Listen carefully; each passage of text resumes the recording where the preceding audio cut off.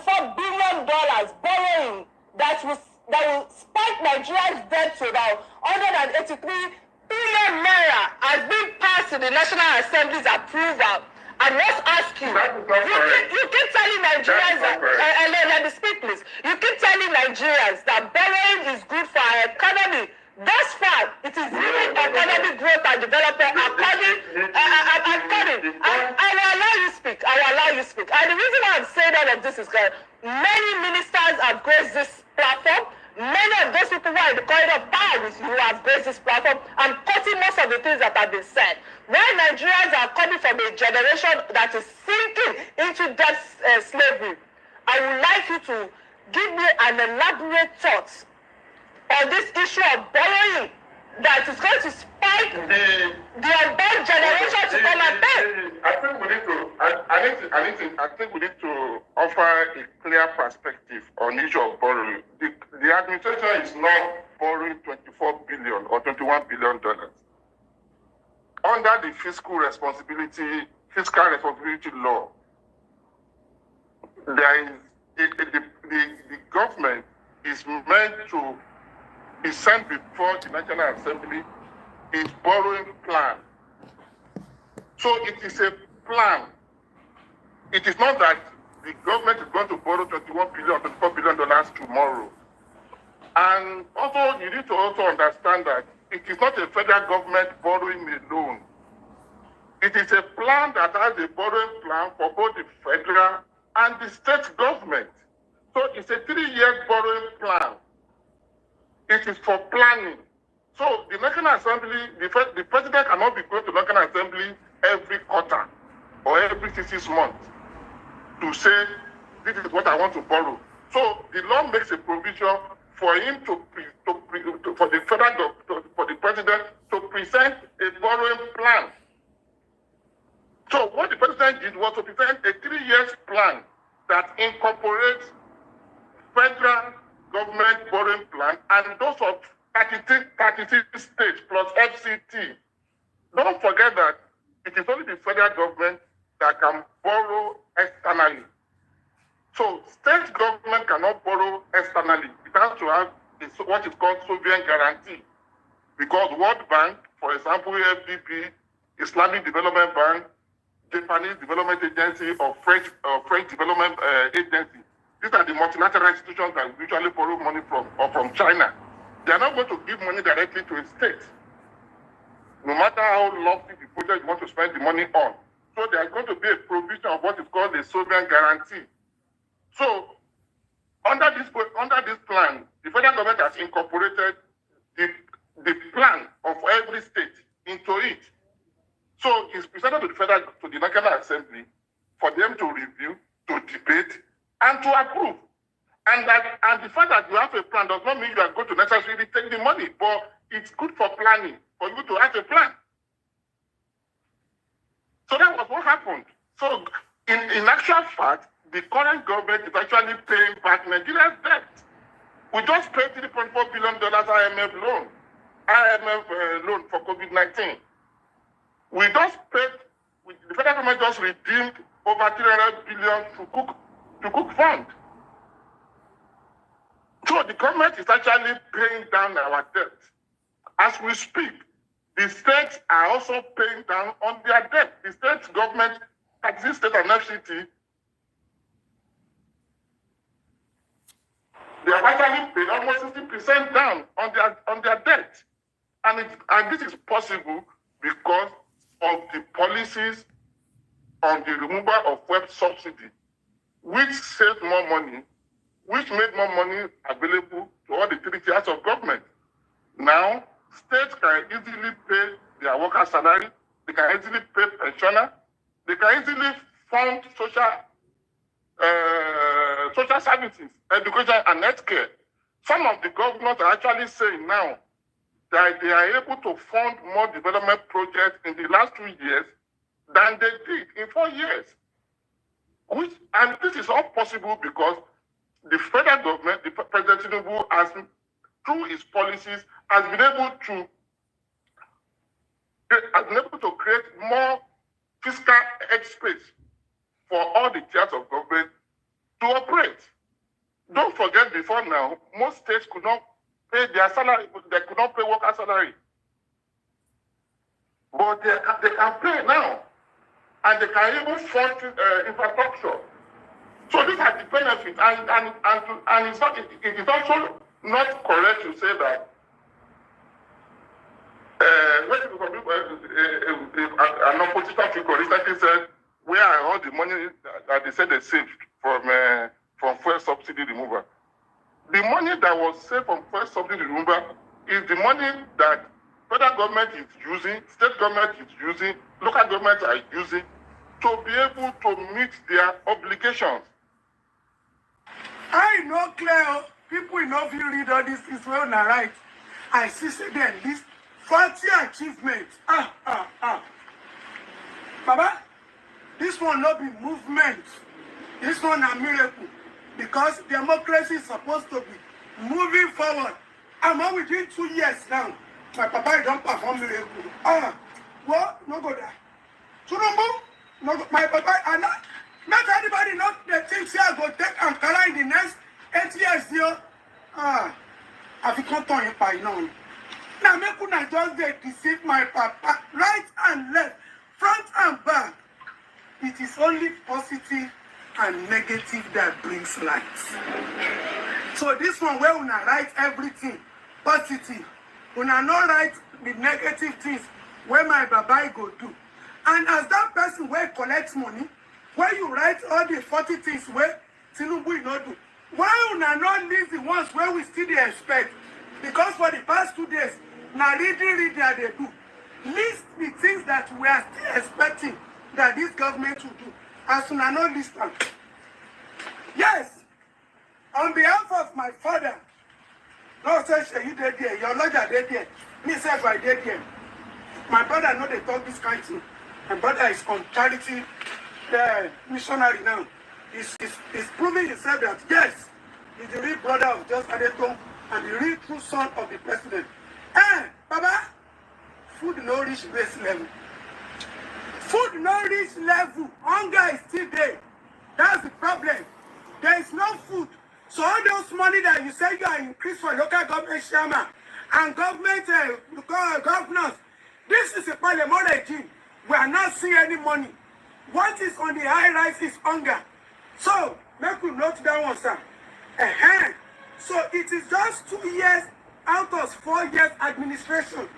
And for the past few months, the only thing we have been seeing is all the governors campaigning. So now when we don't start campaign, let us bring rice for campaign out. Let people eat you. If the government cannot give rice, let the party give rice. Let us bring the rice. You know, say rice na normal. Let us bring them because this 2027 when we don't start campaign for, people feel don't quite finish before you reach there. So, sir, your excellency, sir, people still dey jackpot. People are still running. Before now, doctors they run.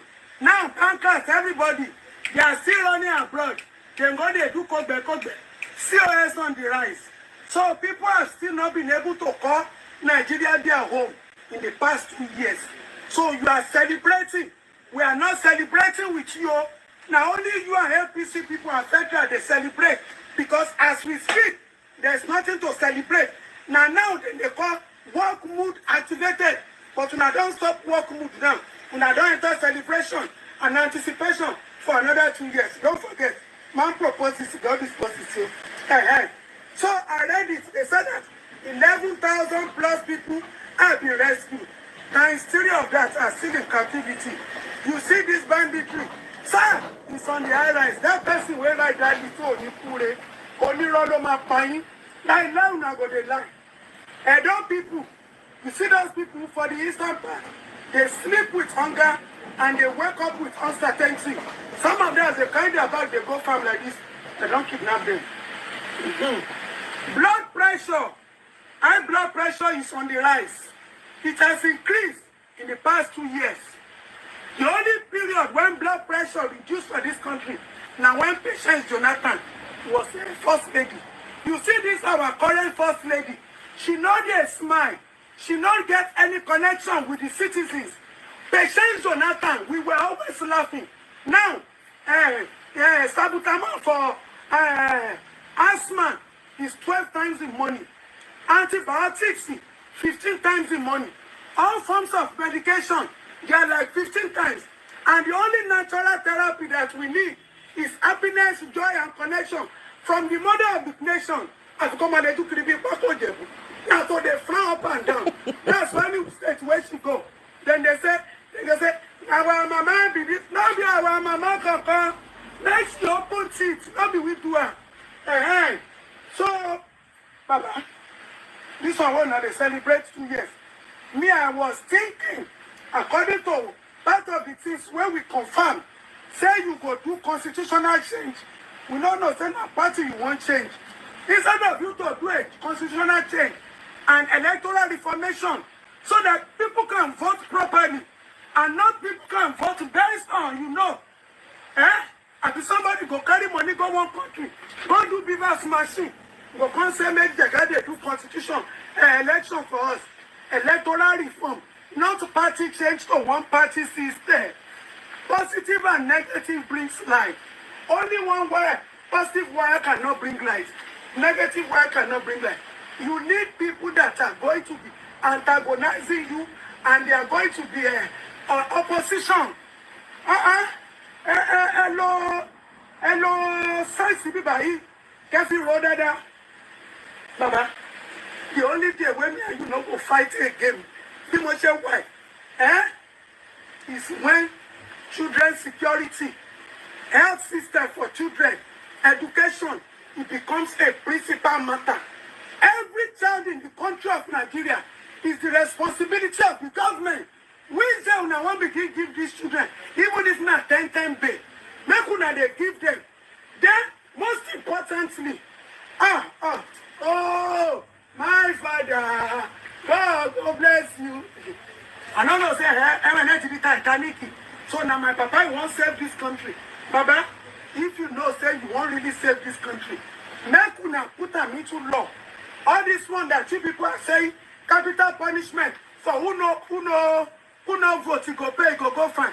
Capital punishment for those that are molesting our guests, for those that are molesting our children. Capital punishment, not the capital punishment for who no vote. So for now, this is day one. This is what I've been able to extract. I'm coming back for day two. Please, how can you force people to vote? A country is where there is peace, hope, connection. There's no connection. So why not one force us, one party system, then compulsory vote? Kilo there, now people declare slavery. All this packaging, what they do? You don't need it. Make parties don't give us enough packaging. Make una people declare slavery for this country. So, congratulations in 2 years. When you come about Greetings, everyone. Welcome. Happy Wednesday once again. I hope you had a wonderful day. How's everybody doing? Coalition will stand. At the formative stage, usually you have these hiccups, but over time, they will shape up. And Please double tap the screen to like. Double tap the screen to like the live. Double tap the screen to like.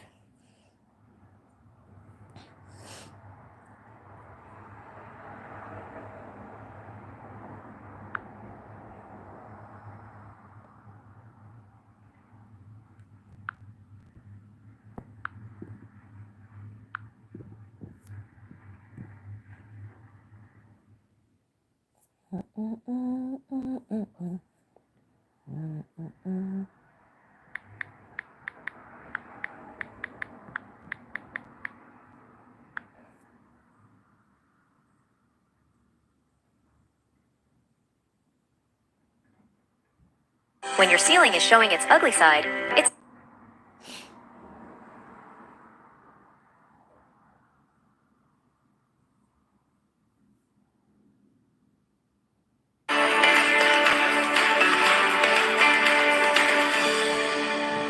now the plot by opposition politicians to form a coalition that will challenge the ruling All Progressives Congress APC to unseat incumbent President Bola Tinubu appears to have slowed down. The platform to be used for the coalition will be the major decision that needs to be made if things are to progress faster. The success of the coalition will depend on the individuals involved, making sacrifices required to ensure the campaign against President Bola Tinubu's re-election succeeds. Observers say with a coalition composition largely made up of opposition politicians and aggrieved members of the ruling party who have lost out in the power equation, and with its sole aim to win power, there was a chance that it could derail from its objectives. This has raised concerns among many Nigerians and political watchers whether the coalition plan to unseat the current administration is driven by the interest of the nation or rather to actualize personal ambition and interest. Well, joining us on the show this morning to discuss the way forward for the coalition is Umar Ardo, convener, League of Northern Democrats. Good morning, sir, and welcome to the program today. Morning. Thank you very much. Good morning, and thank you for joining us. Well, what would you say is the state of the coalition politics, the coming together of coalition politicians? There was a National Political Consultative Forum recently. We saw delegates from Jigawa fighting over who should speak for them. The coalition has not even yet crystallized. They are already fighting among themselves over who should speak, over which political party they should form. Do you think this coalition will stand, or is just, an effort in futility, particularly in terms of stated objectives?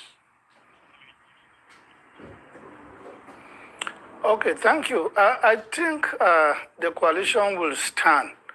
At the formative stage, usually you have these hiccups, but over time, they will shape up. And basically, the coalition is in place, but it's just divided on the basis of ideology.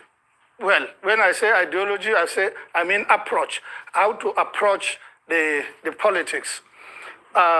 Predominant members and even leaders of the coalition are in support of fusing into an existing political party.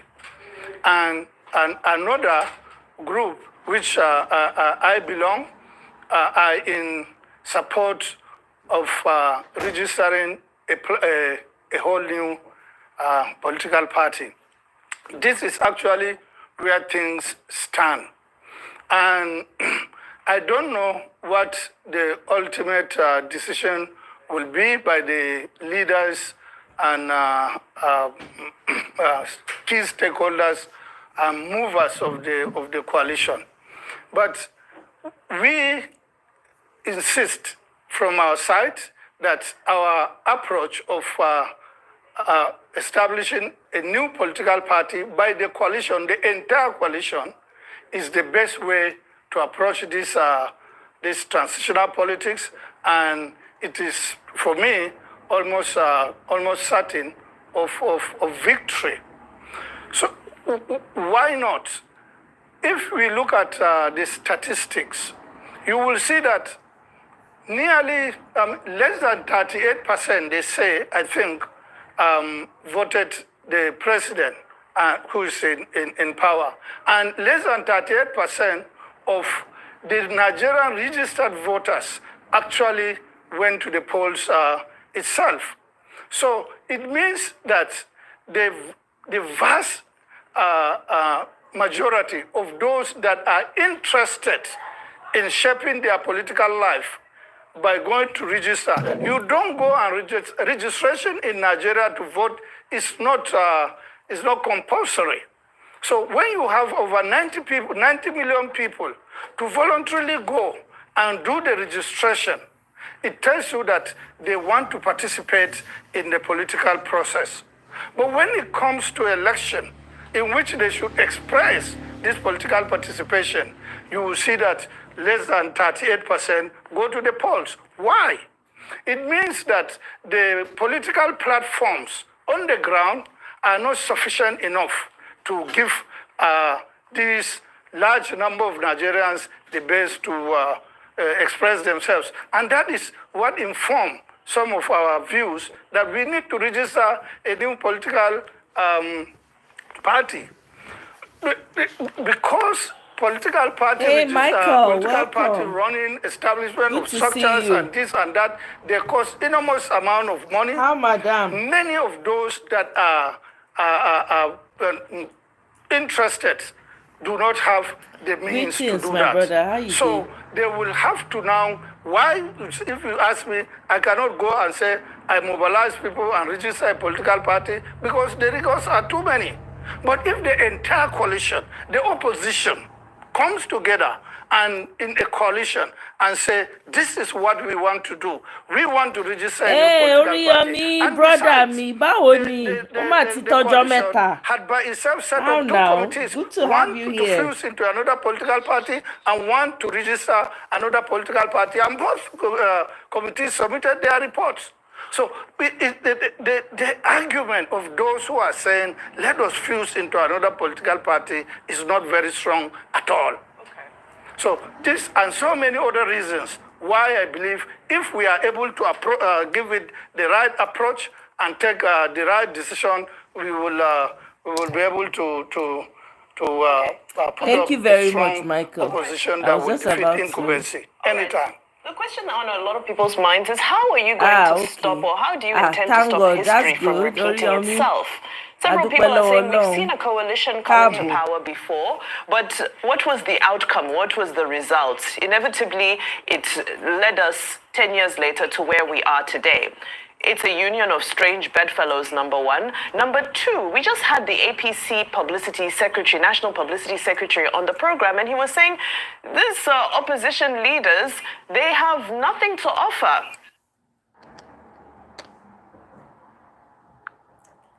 Hey, And in sis. the rhetoric, the dominant If we rhetoric have we now, hear from good some to of the see leaders, you. members of the opposition, it's usually, personal attacks, personal abuse from one person to the other, and so forth. But we're not really seeing a cohesive Guys, double tap on the screen manifesto to or like, cohesive oh. Guys, double communication tap. when where agenda is concerned as to what this coalition is really offering Nigerians. How will you stop history from repeating itself? Thank you very much. I am glad I'm a historian. So to stop history from repeating itself is to learn from its lessons. History gives us lessons. And if we learn from this lesson and adjust, we will not repeat it. So the basic problem of what happened, the coalition, the coming together and the formation of the APC and the poor result that came out was because probably the intent and the actual delivery of what was intended by the formulators of the coalition has not materialized. It's because those who took over did not even understand, and they went ahead and did what they wanted to do. So by this, I'm talking to you maybe in parable. That is to say, we conceived, some of us came to conceive the formation of the APC and President Buhari's fourth contest, which made it possible to succeed. And after his success, they ran away with the whole thing, and many of those who played the critical role in bringing this success into fruition were not even talked to. So you find yourself with this have a view why we want things happen, but we cannot make it happen all by ourselves. So we need to bring so many others to make things happen, and then you will bring so many others and things happen, and those who formulated it are not even considered. So this is the basic problem, why we fail where we have failed. Okay, but the truth is, you just made the point clear that this is just another coalition of disgruntled politicians that didn't get their way. Hey, Not at Kene, all. welcome. No, but and I'll prove it to Not you. at all. They are quite distinct. And I'll prove it to you. Okay. Go ahead. You said with your own mouth that you people formed the APC. Yes. But because it didn't favor you in the end, some people hijacked it. you want to now go and form another coalition and cannibalize. I didn't use the word favor.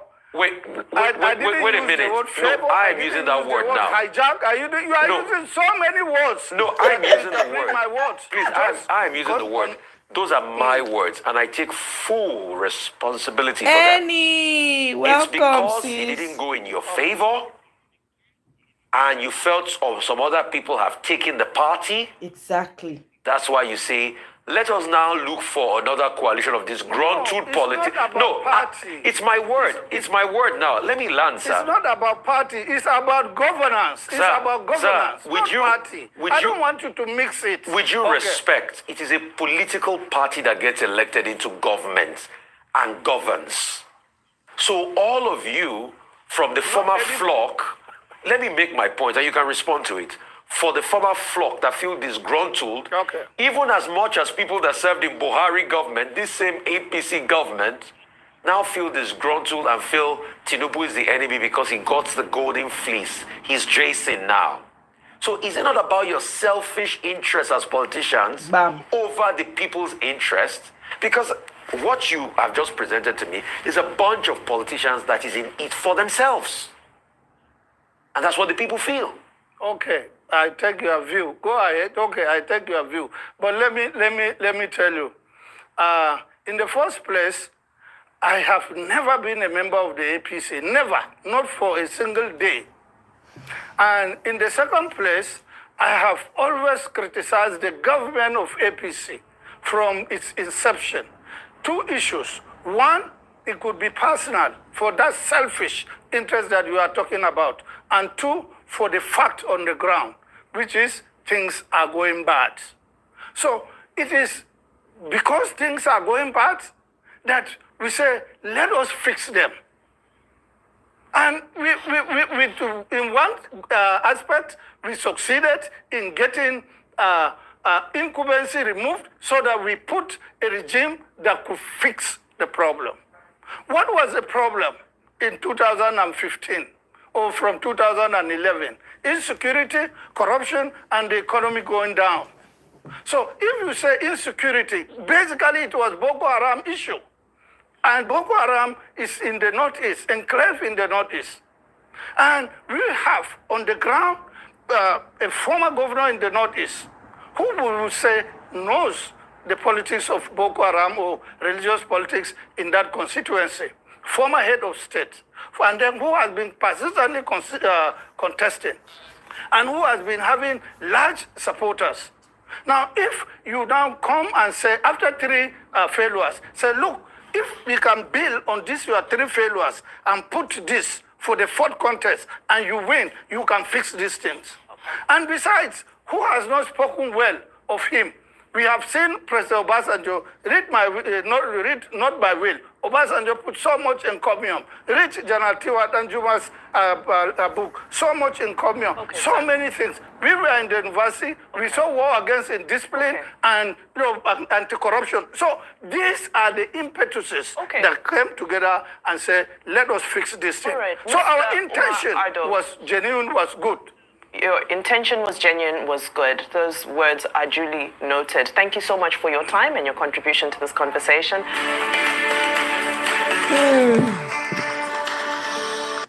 Whoa. Wow.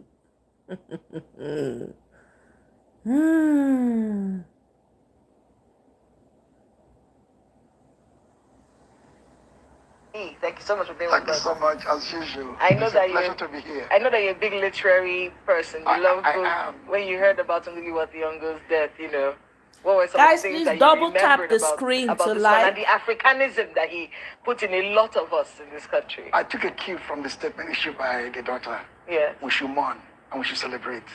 So in my heart, I mourned deeply, but equally in my soul, I celebrated massively.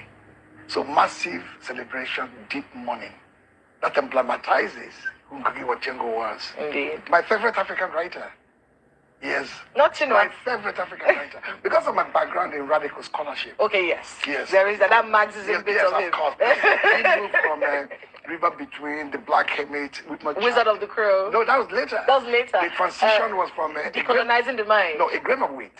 was a transitional novel between what we call critical realism and visionary aesthetics. Yes. That's my field of literature. So from there, he moved to Petals of Blood, the last work he wrote in English.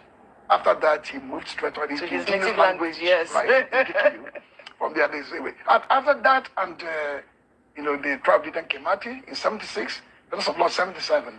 Thereafter, Ngai Kantenta, when I want Devil on the Cross and the rest of the works were written in Ngugi.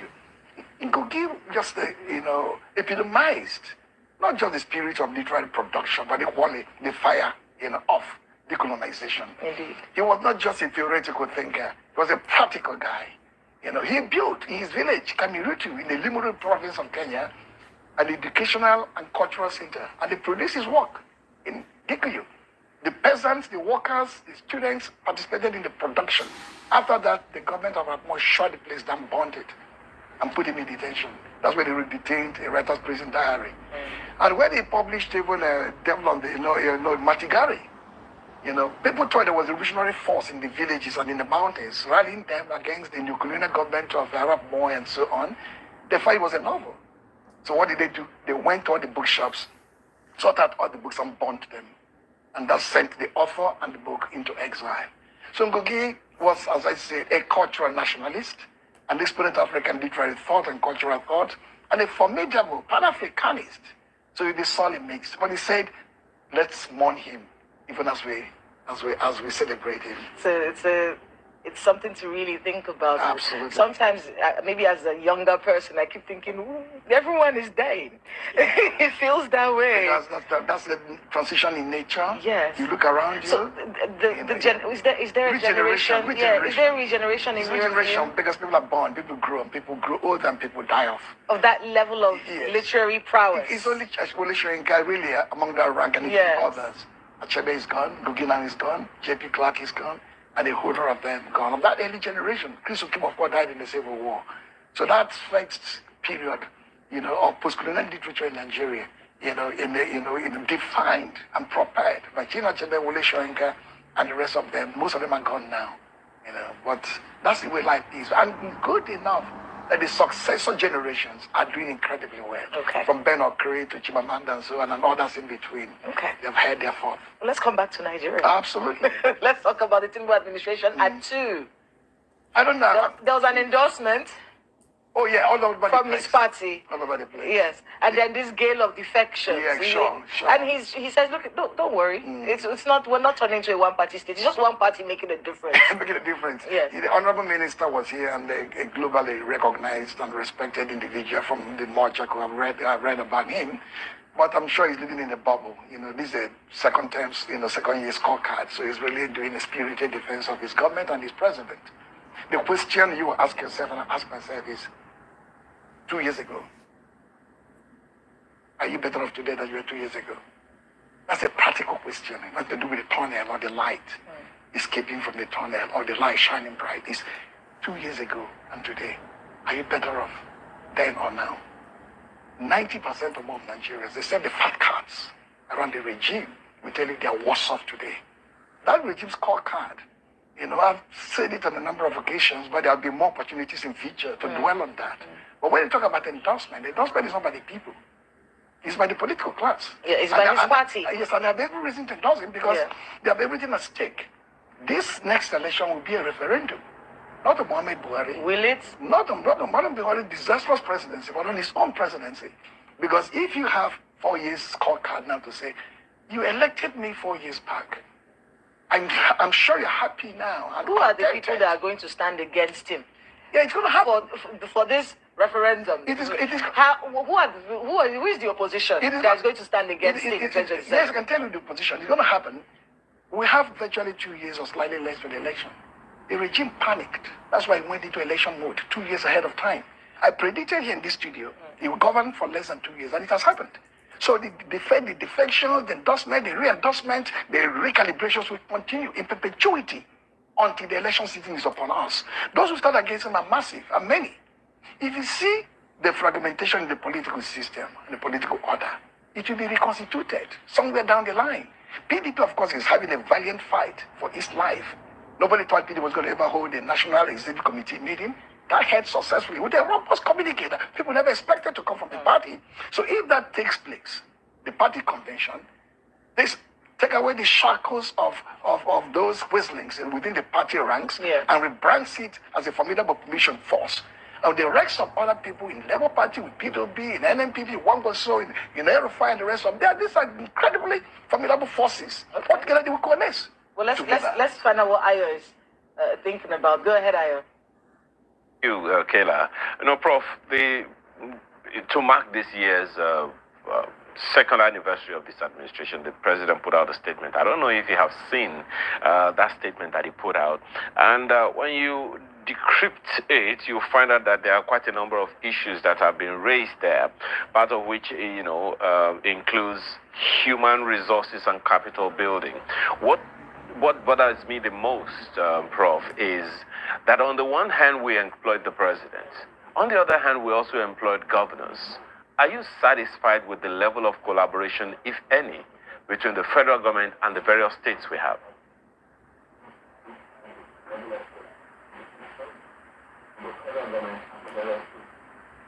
Between the federal government and the states in Nigeria. Let me get you right. The level of collaboration between the federal government and statecraft or something? Yes, states. Or the states at the subnational level? Yes. Okay. If that is okay, between the federal government and the subnational, government, or the state and local government. Well, it depends in which area you're talking about. For one, the Nigerian federal experiment is not a balance in the federal experiment, in which case you give the states or the subnationals the kind of autonomy of space and legitimacy with which to compete with the federal government, or collaborate with the federal government, even contest with the federal government in certain instances. I'll give you a political example. The governor of Delta State and the former governor, they come to APC with a claim that they want to mainstream their people into the center. But you don't need to mainstream people into the center because the subnational is a very viable, space or domain of the federal administration. If you receive your resources every month, the federal allocation, the ecology fund, maybe special derivation because of as an oil producing state, why do you need to decamp in order to mainstream? That means the center is authoritarian, the center is overwhelming. So that kind of collaboration is not even a collaboration. It's almost like a dictator. Prof, my apologies for butting in, but would you be laying that on the state government or on the federal government? Just a second, Prof, if you can hear me. My sincere apologies. My sincere apologies, Prof, if you can hear me. This instance that you just, cited, is this a fault? Are you laying it on the federal government? Hey, Fresh, or the welcome, my brother. Taking this responsibility by themselves? How does it benefit their people? What's the orientation that you see that will make politicians say, this is the direction we are going and this is why we are going there? Is that on the federal government or on the states themselves? Okay, so now you put it this way. The Supreme Court has many injunctions now that privilege a massive support for the center. The EFCC, for example, the state government contested it, the space and spread of its operations. The Supreme Court ruled, even in everybody's home, in your family, in your local government, the EFCC, controlled by the federal, has absolute authority to operate. The local government autonomy resulting by the Supreme Court equally creates enormous power for the federal government. The revenue allocation formula may state 55% for the federal and so on, but by the time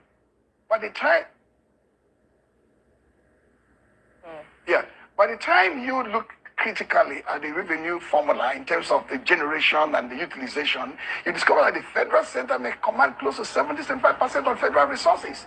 So as well as many state government will dig in and to say we have our own independent path to capital development, to industrialization, to human enterprise build up. The massiveness of the federal center, which we have talked about for the past 20 years, Danladi Aliu, Antoine Del, is so enormous that many cave in repeatedly. So the politics and economics combine to produce an unbalanced federal structure. That is why the government of the day is exploiting the weaknesses and loopholes within the federal system to drive in a transient fashion and manner most of its own social, political, and economic agenda. Well, when you talk about restructuring, many people would ask you, what does that mean? Have we as a people actually understood what we want to restructure? Oh, sure. People do that because, you see, restructuring pertains to several levels of renegotiations. Okay. How is the country? Several levels of renegotiation. renegotiation. How is the country composed? The structural institutional makeup of the system, the constitutional framework. These are the issues to be up for grab on the table of restructuring. The belief is that if you have a multinational, multi-ethnic, multi-faith, diverse group of peoples coming together to form a nation state, you can only have a constitution that reflects this diversity. What is the most dire need of the Nigerian people right now when it comes to this renegotiation, in your view? Yes. Most of the time, people talk about reducing the power potentials, both in terms of economics and then raw physical power of the center. If you have almost all the key institutions of the state operating at the center, controlled by the federal government under the supervision of the president, they find the states and the local government as some national groups almost like mere appendages. So weaken and reduce the viability of the center, but not in a manner as to dissolve the Nigerian state. That means you can take agriculture, for example. Even take the health and the health for the health that I talked about. There are many responsibilities of the health sector, agricultural sector, education sector that ought to go to the states and the local government, but practically controlled by the federal. But beyond that fact, the key issue again is, what kind of constitution do you have? What kind of interest does that constitution reflect? What kind of agenda do people say with that constitution? If you talk about the restructured constitution that reflects the reality of the Nigerian federal condition, you discover one critical element. The constitution is unworkable as it is. And it has shown over the past 26 years that we're just managing a contraption we don't even know its origin, in terms of its the authenticity, in terms of its philosophical condition, in terms of its history of our own experience. So you need a constitution that reflects the Nigerian condition and the African condition. But it suits the political class and the president of the day to manage this kind of constitution that gives enormous power to one single individual. I mean, in just 2 minutes, if you can help, because listening to a lot of, not just you, listen to a lot of people when they look back 2 years, many Nigerians will tell you, I don't feel better now than I did 2 years ago. But then again, has there ever been a time when the Nigerian people will say, oh, this government was fantastic, I'm doing so much. Even in every government that has come, people would always complain about one thing or the other. The report, yes. But I want to be able to get your thoughts on the legacy of the past 2 years of the Tinubu administration. The legacy of the past 2 years is very simple. The rise of what I call hybrid regime, that's authoritarian in nature, very liberal in several respects. Two, a broken economic system that is very incoherent, a political order that has almost fragmented. And for me, a legacy, not of hope, but of hopelessness. That means the report card of this government in 2027 will reflect a regime that has failed to live up to expectation and that will be rightfully put out of office by the rest of the country. Would the AD be trying to bring it is no longer viable now, but of course, in some concourse of coalition forces, the PDP and other elements of the coalition, we come together. What do you make of that coalition? Is that something that you're a part of? It is. I'm not a politician in the strict sense of being a member of a political party, but I'm very clear it's not a political establishment. The PDP will lead the charge in terms of this coalition build at the end of the day, because it's very, very dominant. How should it be structured in your view? The PDP leading it, Atiku at the helm? No, I don't know. Individuals are not important at this stage. It's the party infrastructure that was built up. Then the rest of the political apparatuses from Labour Party, NNPP, SDP, and so on, they're marching in together to create a wholesome national communion that is going to contest for power with this very narrow, insular, sometimes capricious government of the day. With all this drama around, with the P2 situation in Labour, with the drama is an integral part of political process. In Igbo, call it Ndorondoro. It's a typical political Ndorondoro. There is struggle here and there. Over time, it's not an event, it's a series of events and processes that will now lead this on to its logical conclusion. I want to thank you so much, Professor Denta, for being with us here on Sunrise Daily. Interesting.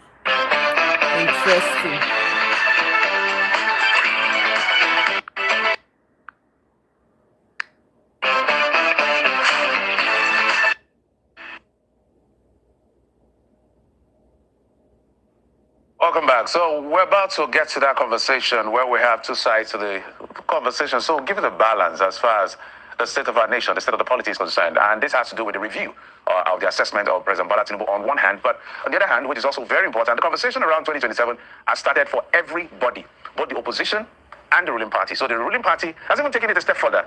They have endorsed the president. Of course, the way it works in political parties, the incumbent, if his term is still, if he's qualified for re-election, he will have the right of first refusal. But the APC is not waiting for 1 year in. For them, this president has triggered the right signal, and for them, he deserves a second term. And so at the national summit organized for all stakeholders, where the president was there, he was endorsed for a second term by literally all the stakeholders. But the coalition, on the other hand, are trying to walk things around. There has been hiccups here and there and all of that. But they keep releasing statements, using events to make their position known. And so that's been this back and forth between them and the ruling party. Bukola. Yes, indeed. It's been a very dramatic mid-year for the Bola Tinubu administration, with a lot of assessments coming through from the opposition about how well or not the administration has performed. Of course, you also heard from the Afenifere on the front pages of one of the papers this morning, and the assessment has not been particularly kind, but trust the administration to respond to it. So there are coalitions of those who say they are hungry, and of course, the administration has responded to that as well. There is a coalition of the oppressed as well, if you're following the conversation. But let's hear more. It's a critical time for the administration, and indeed for you as well, because you elected them into office. So let's hear more from the opposition and the ruling party this morning as we look at all of the implications and the dramatis personae involved. So joining us this morning for this critical conversation, we have the National Publicity Secretary of the All Progressive Congress, Mr. Felix Morka, who joins us from our Abuja studio. Good morning, Mr. Morka, and thank you so much for joining us. Good morning to you. Thanks for having me. Thank you very much, sir. We also have joining us this morning the spokesman for the Obi Dati organization in the 2023 election and member of that group, Mr. Thiong'o Yunusa. Good morning, Mr. Thiong'o. Thank you very much. And you forgot to mention the interim national coordinator of the Obedient Movement. Yes. That is most important at the moment now. Thank you, sir, for the clarification, the correction. I'm going to start with you for good reason, Mr. Thiong'o. This is a critical time of the year for Nigerians and the administration. Questions are being asked about how well the administration has performed, particularly with all of the reforms that have been put in place, the floating of the naira, the removal of subsidy, the subsidy savings. So from your standpoint, how closer are we to, economic transformation as promised by the Bola Tinubu administration? Do you see the gains of the reforms coming through? Okay, let us do a comparative analysis, and I'm going to read from the manifesto of the APC for emphasis and accuracy. And it is very also clear that for us to get these issues on the right perspective, and I don't want to be misquoted, that's part of where I'm going to read. They call it an honest contract for Nigeria. You know, the manifesto of a political party is a social contract in which you sign with the people, because that is what you canvass to the people. And he said they have three major issues there. They have relief, recovery, and reforms. Now, number one, they said they have a decent life for every Nigerian. A decent life for every Nigerian. At the moment, I cannot quantify that particular decent life at the moment. Two, they said they have jobs. 3 million new jobs a year. 3 million jobs a year. That means this year that we are, that's 2 years, that means you will have had 6 million. Probably Nigerians can be able to assess whether we have 6 million jobs being created. And that, of course, deals with the Nigerian youth especially, because that is the strength of the country. Then there's going to be health care for all. Health care for all. His Excellency Peter Obi visited a hospital very close to the airport here in Abuja. On your way to the airport, just by the left-hand side, there's a village called Tungam Alaji or so. You go to that particular hospital, there's only one nurse, no doctor. The maternity ward and all is completely dilapidated, and that's where exactly he makes some donation of about 20 million naira in an instrumental business to see and assist. Just one nurse. Guarantee free education. Guarantee. It is not optional. They said guarantee. At the moment, most of the schools, you can bear me witness. How much do you pay for your child in going to school? At the moment, right now, you know how much is it that you pay. Even in the public school, you can assess whether it is free or being made possible for your own by your own payments. Urban renewal and housing. On my way to Zamfara the other day, most of the housing that they said they had, all of them, almost all the rooftops, you can visit some of the rooftop of some of the houses that have been provided. Take a look at indices. It's not rocket science. You can go behind every state and confirm whether any of these particular housing have been provided for Nigerians as well. Then they said the trickling poverty is safety net for every citizen. Every citizen, the issue of poverty, which is so excruciating at the moment now. I don't know how Nigerians can be able to manage to do Salah. And I know what happened in the last Christmas and all of that. So we are witness to a high level of poverty rates. In fact, interestingly, the northern part of this country is the most worst hit. Talking about Zamfara, Kebbi State, Kano State, and Jigawa State, rated as the highest poverty state in the country, possibly in the world, as the way it is. So I don't see anywhere in which poverty has been alleviated in Nigeria at the moment now. Keeping Nigeria safe. We just saw what happened in Taraba State. Nigerians are being killed like chicken on a daily basis. And even some of the things that are happening as issue of saving. Like now, His Excellency Peter Obi just visited Mapua. We had a flood. Yes, somebody would have said, but probably there was a safety net or being provided, or information or guidance being provided before the people were being submerged by that particular flood. Thousands of people have lost their lives. Sports and culture. At the moment now, Nigeria is at the verge of almost not qualifying for the World Cup. So, but no thanks to the Unity Cup. Thank you for those particular boys who did very big job. But when you come to the issue of preparation, of winning or getting things done for Nigeria, as it's done in a developed country or developing country, believe me, we have a lot of questions to answer. Secondly, now, the issue of recovery. If you can hear me, Mr. Thiong'o. If you can hear me, your assessment is not in doubt. Let's allow Mr. Moka to respond to some of the things that you have said. Mr. Moka. Thank you. Well, thank you very much. Well, I'm a bit surprised that my good friend is reading out of a document he ascribes to APC as a manifesto. But even at that, even if that were a manifesto, everyone knows what a manifesto means. A manifesto is a broad statement of vision, of aspiration that a party puts forward as guiding principles and guiding philosophy for its engagement in politics. Now, the program of a president, who wins an election is somewhat, yes, informed overall by manifesto, but it's a program that is specific, that's somewhat measurable and achievable. That is not what my friend has referred to, but I don't think I want to dwell on that. The fact of the matter is that this president was elected for a 4-year term. Madam Luke, welcome. Make a review of performance in 2 years. I think we need to be very cautious of the fact that that's what we're discussing. A mid-term, assessments as you framed it. Now, if anyone is under the illusion that in 2 years that an elected government in our country, like anywhere else in the world, would deliver all of its even more specific goals or objectives, that doesn't happen. There's a reason that the framers of our constitution allotted a 4-year term to the president and other elected officials to perform. Because in the overall assessment, from comparative understanding of governance, it is clear that a particular gestation is needed for people to think policy, develop implementation frameworks, and actually perform on those objectives. 2-year assessment is fine. But I think that even at that, in the 2 years of this president, I think that everywhere you look, you see evidence of really inspiring accomplishment against the backdrop of the circumstances that we faced and continue to face at the inauguration of this president. Now, I think that a lot of the discussions, whether it's stated or not, revolves around the president's twin flagship policies, namely the removal of fuel subsidy and the harmonization of multiple exchange rates. You see, I listen and I go around also making my contribution when I'm invited. But I've not heard anyone really stand up to vigorously canvass what might be the alternatives to these two policies in the context of our economic realities. Prior to 2023, everyone knows that this country, even before 2023, for decades, quite frankly, but we have been dealing with complex, generationally created crisis in our country. That has denied us progress and denied us, but this president did what no other president before him had the audacity or the political will to do. Because those are not policies you make without attendant, unpopular consequences. And of course, without repercussions for the livelihoods and the cost of living impacts on our people. Which is why many of the presidents before this president shied away from it. Yes, the people protested, Mr. Jonathan tried to do it, people protested and he buckled. If he buckled, listen, I have a lot of respect for President Jonathan, but it also means that he didn't quite have that degree of political will to decide what was in the best interest of Nigeria. So I don't think that should be blamed on those who protested, rather than the man who raised his right hand, took an oath to uphold the constitution and to do the very best he's able to do for the country. Look, all I'm saying is that this president is on track because I've not heard anyone articulate, nobody in the coalition, the so-called coalition, has articulated alternatives. As a matter of fact, all of those who contested for this office in the coalition, namely Elijah Abubakar, Mr. Peter Obi, campaigned on the promise to Nigerians to also remove fuel subsidy and flow the naira. Now, there is no romantic way to remove a system of dependency that people have been accustomed to without discomforting them. There's no way to do that. There's no way that none of them has come to say this is how we could have done it, and everybody will be like still living like we are eating bread and butter every day. Look, but the point is that those short-term challenges will dissipate and are already dissipating with time, and the true purpose and the true impacts and benefits of these reforms are becoming self-evident. You can see all of the indicators. Our economy has never grown as it did in the last quarter of last year. Our foreign exchange reserve has gone from where it was, at barely 6 billion to now, upwards of 30-something billion. Our balance of payment, surplus has never been this good. Local industries are picking up because imports has declined. We are exporting more than we're importing, which for the first time in a long time. So look, I think if we want to be honest, yes, things are not perfect today, but they were never perfect in the last 20, 30, 40 years.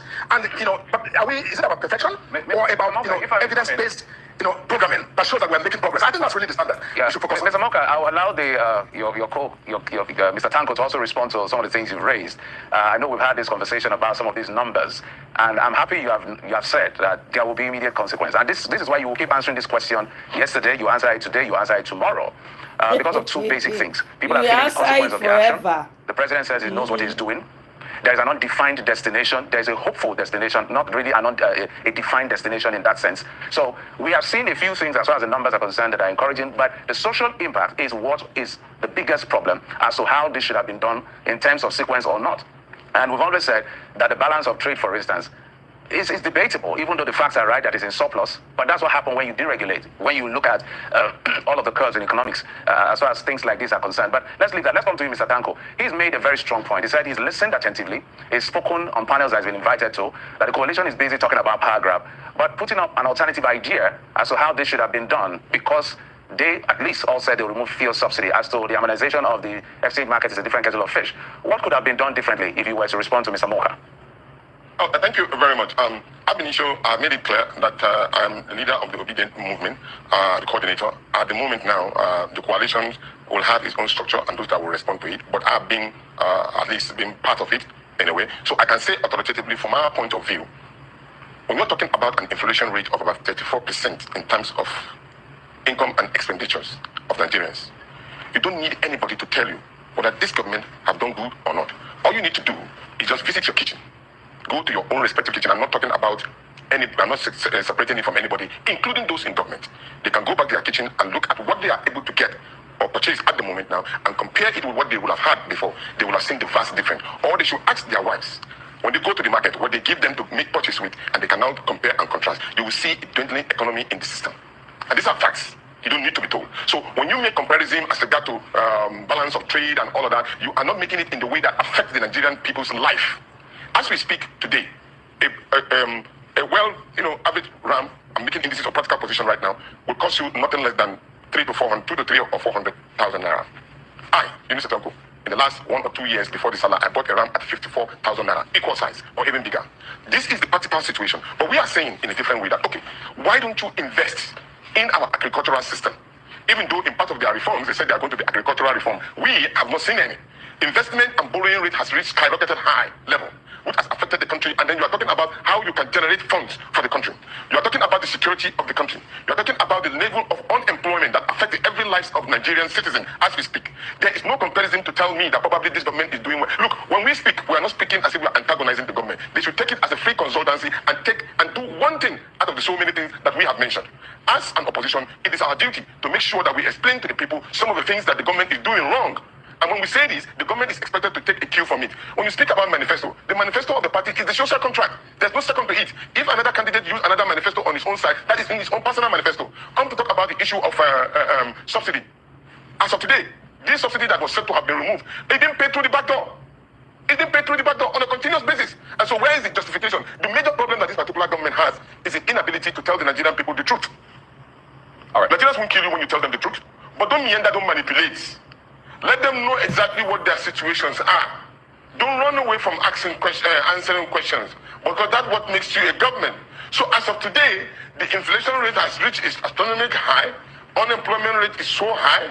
The Nigerian people cannot be secured from going to point A to point B. And then at the same time, the basic indices of survival in this country is at all-time low. And then we keep on meander and manipulating and saying probably this government is doing well. Obviously, no, sir. Well, Mr. Thiong'o, let me come to Mr. Moka now to get his response. And here's the thing, Mr. Moka. So we've seen the coalition, former minister, for example, Rotimi Amechi, saying he's hungry. And we've heard Mr. Peter Obi saying, well, he's in coalition against hunger and poverty. So it looks like somehow there's this common thread amongst either the opposition or coalition. They're coming together, or at least they're speaking against hunger. And you know that once they're able to resonate with the people, that's going to be a major threat to your party, either a re-election at the federal level or at the state level. So he has said that you're not telling the people the truth.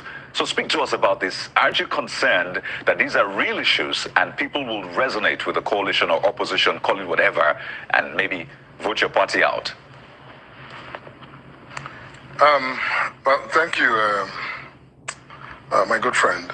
When my friend was speaking about RAM and the cost of RAM, in my head, I'm like, well, if that's the cost of RAM, I think, I need to find time and, go back to Delta and, try somewhere to set up a farm to raise ram and sell for 200,000 or so that he says ram goes for today.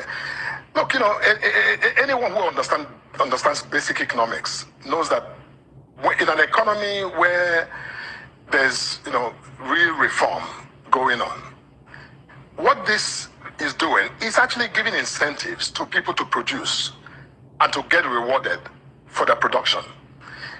Yes, the 200,000 that ram may sell for today, somebody who is producing ram is, that's income to that individual or group of persons who are engaged in, ram farming. And, the whole idea of the reform is to stimulate local production, bring, increased income to those who are productive, and discourage imports. Critically, that is a formula that is, undeniable, for economic growth and stability. And, that formula is not different from, our country. Now, to come back to your question, now, because, Amechi or anyone else, whether it's Peter Obi or anyone else, declare that there's hunger in the land, does not mean that all Nigerians are naive enough to simply take that without any context. When anyone makes this casual comparison, the yam or rice used to be, X amount, 20 years ago, and it's, X, Y amount today. You see, that is just being disingenuous. Because, you are discussing an era or a period in our economic history where the value of our currency was simply dictated. It was not, based on any sort of sensible, smart, economic, market-determined, value of the naira. So yes, if look, let me say this for our people who are at home. What do you think it would take for Mr. President today to declare that, or to in consult with the CBN and other agencies of the federal government, to declare that today, Nigeria will now peg the value of the naira to 1 naira to $1? What do you think it would take this president? If he were to do that, I bet you that this conversation will shut down all of this, birthday parties that people, put up to, lampoon the government, will shut down. They'll be out of business. And that will almost, guarantee this president, a smooth landslide, victory into his second term. But other presidents have done that.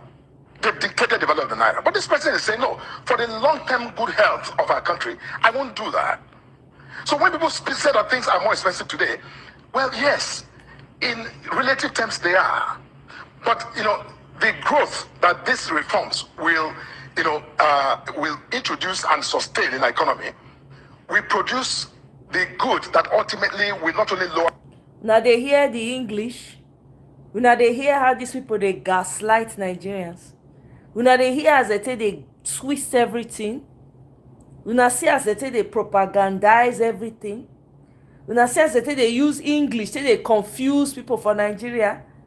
Now see as this man they twist himself into pretzel, twist himself into it be like cloth where they wash for by the river on top of stone. See as they twist himself just to convince, just to sell a bad market. He's even struggling. He's struggling. He's looking for words to use to continue to confuse and tell the people lies. You see, you cannot sell a bad market. Waiting bad. Look at how he's struggling. He's speaking English. English don't finish for a dictionary. If they speak English, talk straight. Talk him straight. He can't. Is necessary. He's even trying, as he's talking, he's trying to convince himself that what he's saying makes sense. This is the rubbish that people have to deal with in Nigeria. These are the people that are sitting all with all the English professors go chief for politicians when they not go school. because on top of money when they finish, when they grow wings, they disappear. Their children no go benefit, no go benefit their children, no benefit, go change their lives. They still there where they dey. Our prices, we make goods and services more available and more affordable. That is the pathway of any country that has reformed. And I think for us who are in the studio, my good friends who are having this conversation, I think we shouldn't really take hook, line, and sinker some of this framing of the conversation. As mighty men and women of the pen, we must also interrogate those who make these allegations. For instance, when Amechi says he's hungry, Amechi must be interrogated. What does it really mean? Does it mean he's struggling to provide food, at his table? Or is he hungry for something else? As I said in my statement, is he really, food he's hungry for, or hungry for, just, naked power? Because he's accustomed to, having power over nearly half a century of his life. Amechi just turned 60. For 25 years, about 25 years of his life, meaning that, from the age of 35, this, man, that young, was already a dependent on state resources. And, I don't see a commensurate, impact that Amechi has made, whether as speaker or as governor or as a super minister, to, again, demonstrate 25 years of, this opportunity to make changes. He talks about how he was, his passport was taken in Germany and all of that. You see, when an ordinary Nigerian says that, I can relate. But when Amechi, who has had the opportunity to really, put down his footprint. Listen to how he describes you. When an ordinary Nigerian says that. When an ordinary... Hell! Umiefo. Hell! See finish to the highest order. See finish when climb Kilimanjaro. That be this one. He said, when an ordinary Nigerian says that, I cannot die. Hey God, my head is swell. Ha!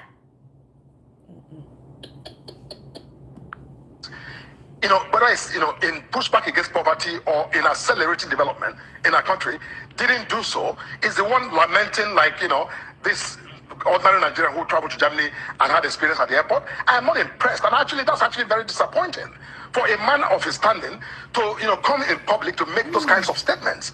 Look, I am also a democratic operator. I was one of those who fought hard for democracy. So yes, he was a former governor, he was a former minister, but some of us were in the trenches. Well, we were willing to lay our lives down. Pardon me, quickly to follow up. Defense of our democracy. Are you saying that all that Mr. Amechi has was gotten... You all also need to interrogate this, individual. Mr. Moka, can you hear me? Say so, just because, not because they are in the opposition. Yeah, just quickly, before my colleague comes in, I need to get clarification on what you said. Yes. Are you saying that all that Mr. Amechi has was amassed from government, from public funds?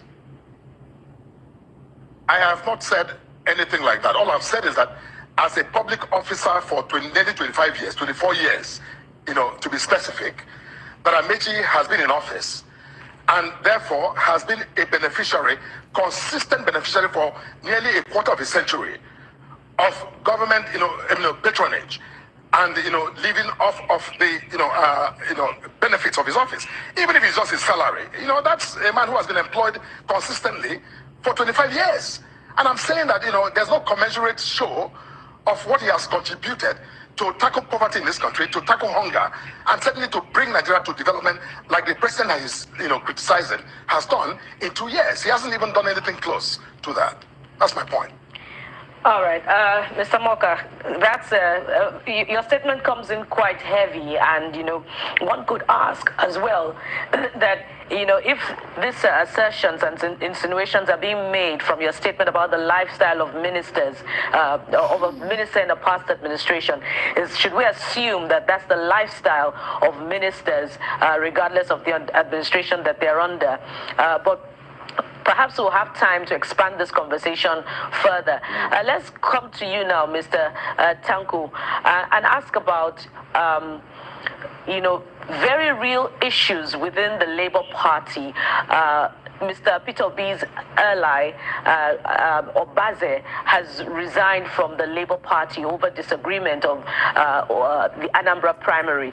We've also seen the diminishing ranks of Labour Party members as well at the National Assembly level. And this is impacting, whether you like it or not, on the chances of the party in the next election, especially, the presidential election. I'd like you to speak to permutations about the All Progressives Congress coercing other elements to come to their party. Would you say that, this is responsible for members of your party leaving your party as well? Well, probably let's put it in the context. The name that is reigning now is about the one-party state. And I laughed because we have seen political parties who attempt to ensure that they emasculate other political party and call them smaller political party and move in some individuals into their party.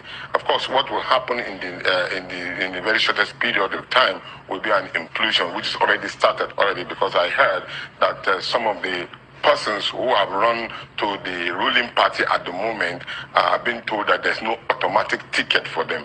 And so what you expect in the next few days or few months is a lot of people who are not happy with the situation, and then they will be looking for an exit point or provide damage in between. So with regard to what we are doing, we are trying as much as possible to cover up all the loopholes, and that is where the enabling environment would give room for all of this. The Electoral Act must be challenged. The Electoral Act being challenged in such a way that it will make it seamlessly fair to all. And this represents the area of how people move from party A to party B without recourse to the fact that they actually, run election on party A in the first place. So, meaning that the Electoral Act must be rejigged in such a way that anybody that wants to leave his own political party, which he has a right to do, but he will leave that political party and leave the seat at the same time. When you leave the seat, if you are popular, go back and canvass for party B. And that Electoral Act must be rejigged in that manner. And at the same time, it is also important to have a proportional representation, because what you see in the system at the moment now is that a winner-take-all syndrome. And that is why it is easy for the party in position of power now to meander, enforce, intimidate, and probably coerce individuals into their party. I can tell you for sure, majority of the people that are moving to party A and party B, as the case may be, are not doing it in their own interest. It's either some of them have a case of EFCC, or either some of them has a corrupt issue that is tied against them. And then the government of the day, of course, in trying to enrich himself with a lot of individuals, we just need to flash some of those particular documents at your face, and then you will come singing the name of the next the political party. So they will go there and probably thinking that they will end up being a saint. But they forgot one thing. The majority of the people who are in the position of the voters card are seriously aware, and they know where to vote for. So it's a warning to anybody that is running from party A to party B to know that the electorate knows exactly who they will vote for, and they will vote for a candidate that they know that will protect them. So invariably what I'm saying here is that we need to have a serious reform as regard to the Electoral Act to make it work. You can't imagine when you have a senator of the Federal Republic of Nigeria or a member House of Representatives, now you won a seat, then you now look in the eye of the people and tell them, I'm no more part of you. Meanwhile, you've stolen their mandate. So it is wrong, ethically wrong, and intoxicating to our democracy. So for those of us who have been consistent in terms of defending of democracy, it is not for us only, it's for the future. And I can tell you for sure, I have been witnessing some of the people who have left that political party, one political party to another, came out and complained that it was a fundamental mistake that they made. And then time will tell, because the election will soon come, and the people will vote another person that they feel can protect their interests. So in a middle way, the Electoral Act must be rejigged in such a way to protect the integrity of our democracy, make it more flourish. But at the moment now, this particular government is trying to kill democracy with this issue of one-party democracy that is trying to protect. Anyway. Mr. Thiong'o. let me stay with you for a moment before I go to, if we have time, go to Mr. Moka. So one of the things that Mr. Moka has been trying to, which I'm telling him and I've told him over and over, they will continue to defend the policy of this government till as long as people are feeling the pain. Because some people don't understand it, some people may understand it. The fundamentals may be looking right, but the compounded effect has not trickled down to the ordinary person. So what they try to do, for instance, in economics, something called the J-curve theory, when you devalue your currency in that instance, things get worse and then get better if all the fundamentals are right, because it changes consumption pattern, where things are not cheaper for foreigners to buy in our country and forcing us within our country to buy our own product, but when we don't have things like power and all of that, those are the fundamentals that can defect or deflate whatever reform this government is pushing forward. I said that to lay a foundation to my next question to you within 1 minute if you can answer. If you were in government, your principal was in government, Peter Obi, who has also said he's going to remove fuel subsidy or PMS subsidy in that sense. And if you had done that and removed it, and we're where we are right now, people are crying and say this is getting too much. What would have been done differently? Let me allude to this fact. Do you know that we have over 20 million Nigerians uneducated? Do you know the level of hunger that is rating in Nigeria is so astronomically high, which we've already mentioned, with statistics? We're not talking about with statistics. Now, you talk about what will a Peter Obi do differently. He has said it right from the beginning, that you are not going to go borrowing for money that you are not going, is not going to be not subsidized for production. The key issue is about production. Production, as we are speaking now, some people are saying that we are producing. I don't see anything that we produce as a country. One thing, just let me know, what are we exporting as a country? What? Virtually nothing. So we invest in something that can be more productive. He is talking about a constant production of agricultural product. He looks at the area and the arable land in the northern part, and he mentioned this yesterday. Even he mentioned it to the government in government house in Niger State. He said Niger State alone is more than Netherlands, and Netherlands is producing output of agricultural product that double or triple what we make as oil in Nigeria. So why don't we invest seriously in agriculture in terms of both livestock and physical? When we invest in agriculture, we will have things that we can export, and then it will at least dwarf what we are depending on in oil. So the actual issue is that he will invest in production of agricultural product. That's just one state out of the 19 states. Okay, Mr. Thiong'o, I didn't give you 1 minute, although I don't think you answered the question. This is your way of answering the question, because I posited a scenario for you. You've talked about production, but I talked about power. I wanted you to go back to where the government met what it is right now and the pain the people are feeling as to what would have been done differently. So, but let's have Mr. Moka give his final take. Thanks, Jeff. One is, any allusion to APC as responsible for the utter dysfunction in the Labour Party or in the PDP or any other opposition party is just bogus. We're not responsible. They simply have proved incapable of managing their internal affairs, and yet grandstand about how they can transform a Nigeria as complex as our own. Second of all, all of the discussions we've had, the summary of it is that the policies of this administration is in fact, stimulating production. And look, you see, there's a reason that some of these opposition figures are restless. They know that in the fullness of time, that with what this president has started, with the increase in our productivity, our export profile today relative to our import profile, they know that with time, Nigerians will shut down their television when any one of these individuals come on TV. They are fully aware that this president is headed in the right direction. They are anxious that he must be truncated so that Nigerians don't see the fullness of the really massive impact that these policies are meant to make. Jeff, I'm happy you at least, which is, I'm pleasantly surprised that you're willing to concede that, yes, the macroeconomic numbers and trends are looking good. In 2 years, if it's looking good, then I think that you should be optimistic, and we all should be optimistic, that in 4 years, that a lot of the microeconomic impacts and benefits of this macroeconomic progress will become even more self-evident. The trend is already in that direction, and I think that we Nigerians need to tarry. Let us sit back again like this and do a 4-year assessment at the fullness of this term and see what it is we have on our plate to discuss. I am confident that in 2 years, by the time 2027 comes, this conversation will be far more, I think, richer and fuller, because Nigerians will be already witnessing on the dining tables, drastic, changes in some of the fundamentals that we're discussing today. All right. By that, final sentence, Nigerians are wondering if 4 years will be the mark, for the social impact of this statistics that you have quoted to trickle down to the real sector, and to every Nigerian at the lower rung of the ladder. But we're going to have you back, gentlemen. By every standard, this is... Wow. You guys can hear how these people are talking about Nigerians. I'm sure you guys can hear it. Don't believe me here. You guys can hear how these people are discussing. Ha!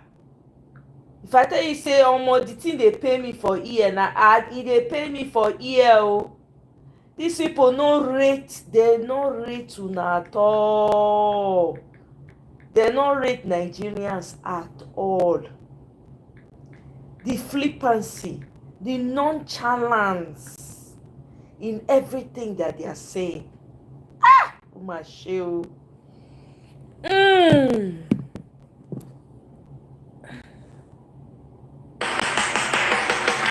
So, the man, if he talk straight, everything they think. To tell you, say na lies. There's no other way now. There's no other way but lies. You have to cook up lies. They are living that Aso 2027. How it's gonna happen, I don't know. It will surely happen. Those people cannot stay beyond that. It's wild to me. Eh?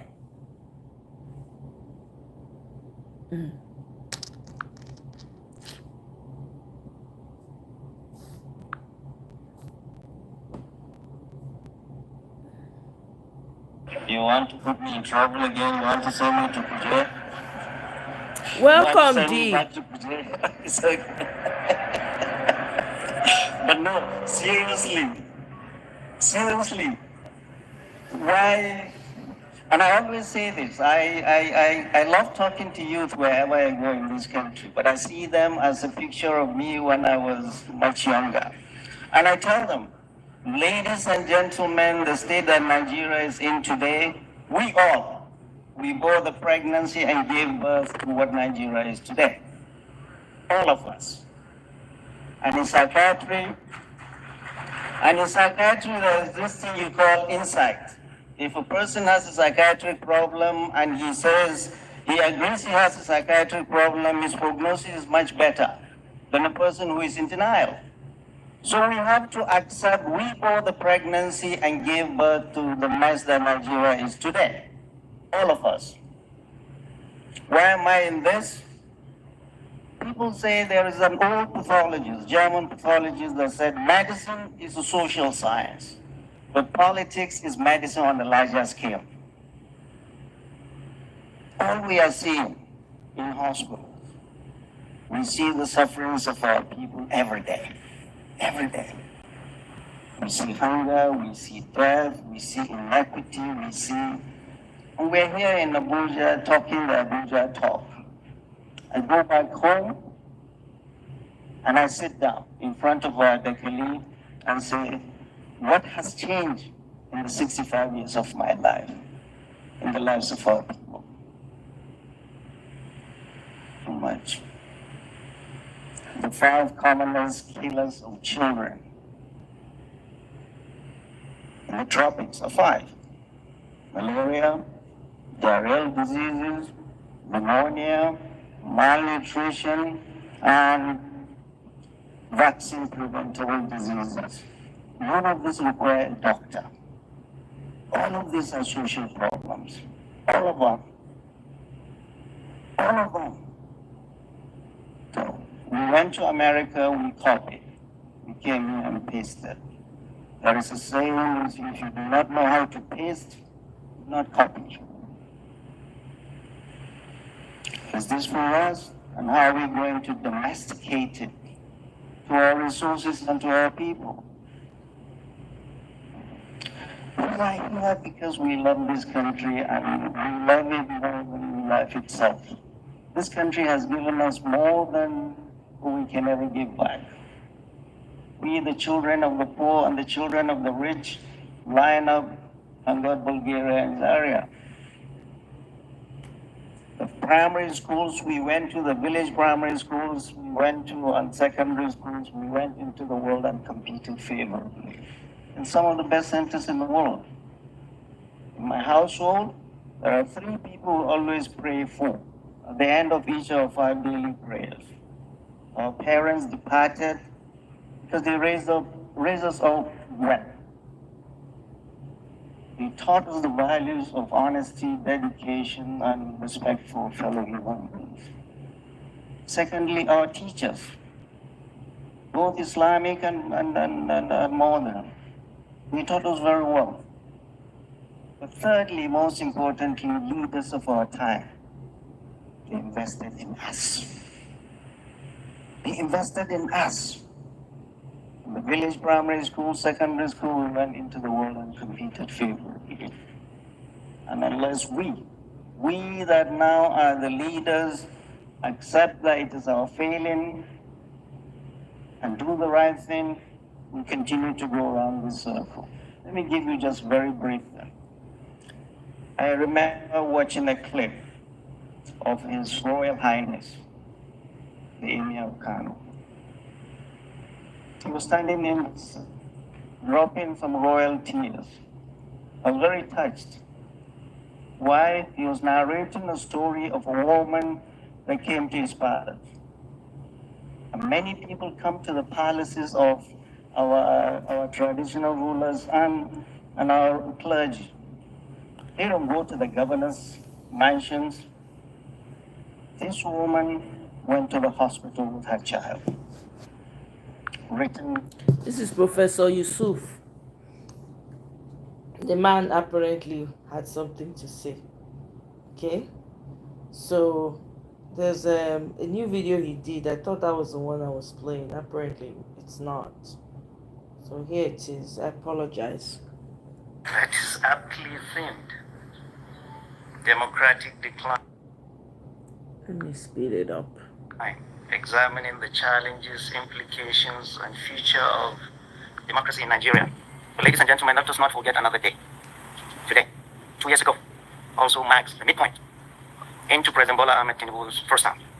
A term which so far has been deeply unpopular, tribalistic, not inclusive, divisive, recklessly run, self-serving, propaganda-fueled, corruption-ridden, hardships inflicting, and state capturing. Ladies and gentlemen, we are all here for one thing and one thing alone, because we love this country. This country that has given my generation more than we can ever give back. Oh shoot. Sorry about that, guys.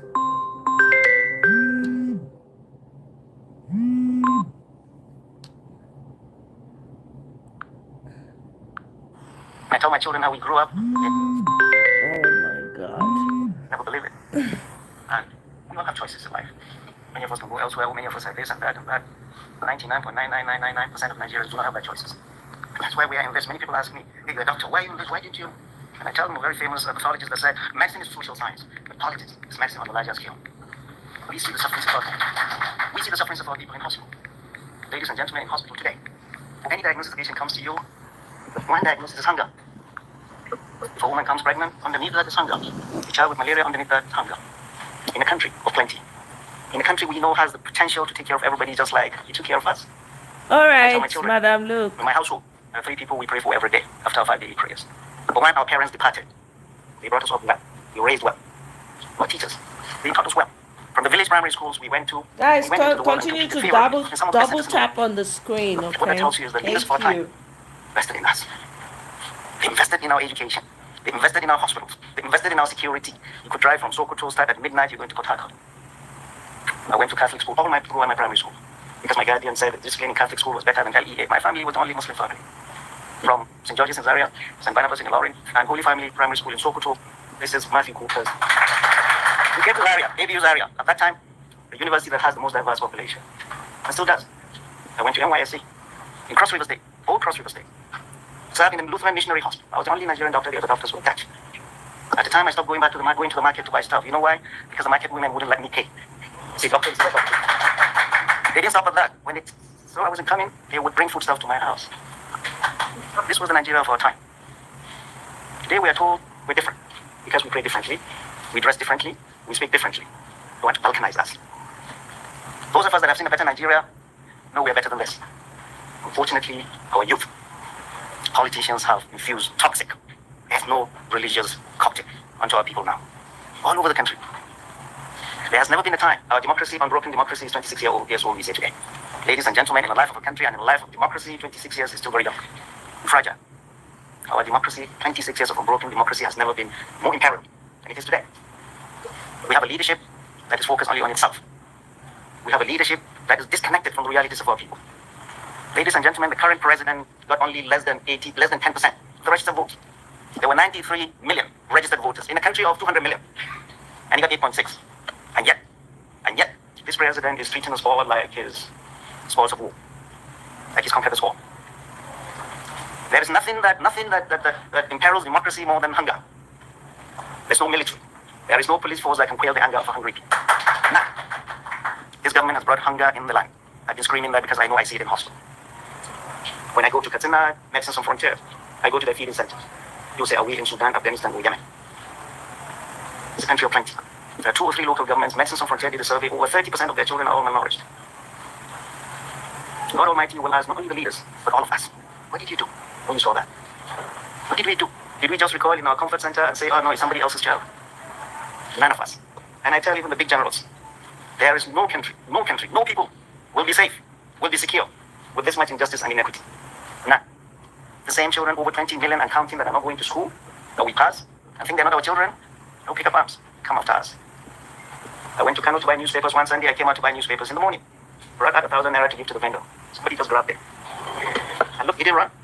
He looked at me and said, we haven't eaten and you're here buying newspapers. What did I do? Put my hands in my pocket and gave him more. You think we're safe? How many of us? Exactly, Mikey. I don't know. All this talk. I have a question, actually. So in the course of the day, I was thinking, I was like, you see this whole terrorism when they go on for North, right?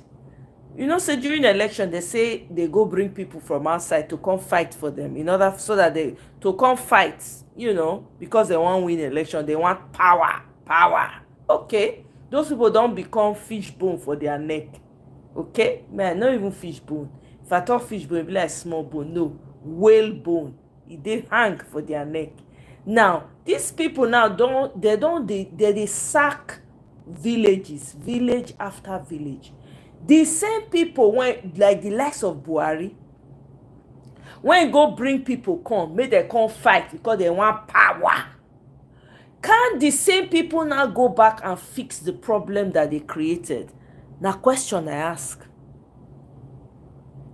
Can they? Because this guy, Chiani from Niger, president of Niger, the military guy in Niger, he say Nigeria, France, and US, that they bring terrorists come so that they want to use them overwhelm them for Niger. So, and all these people now, all these soldiers, when they go AWOL, this is like what the third soldier has seen that has come out and spoke his mind, that they find the guy up and down now since he talk. Do you understand? And that they expose the corruption for the military. And guess what? The top officials of the military are from that side. Well, and the West, the Tinubu loyalists. Do you understand? So my question be say, now they bring this problem. Why they not fix them by themselves? Now they create this madness. Little finger They among those when say they go bush, if they go visit them to go pay them money, make they not come they buy people. Waiting if they talk. I don't know. I dey think this thing that they say, can these people go and undo what they did? They're just sacking village after village. They buy people again for Ilorin Ekwara today. Every day, buy. This is not normal.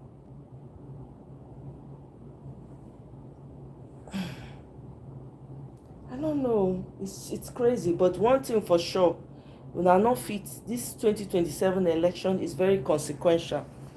Very, very. When I hear say Peter Obi don't comot for the, don't remove hand from the coalition conversation. When I hear that one, the man don't wash his hand comot, and I say yes, I'm all for it.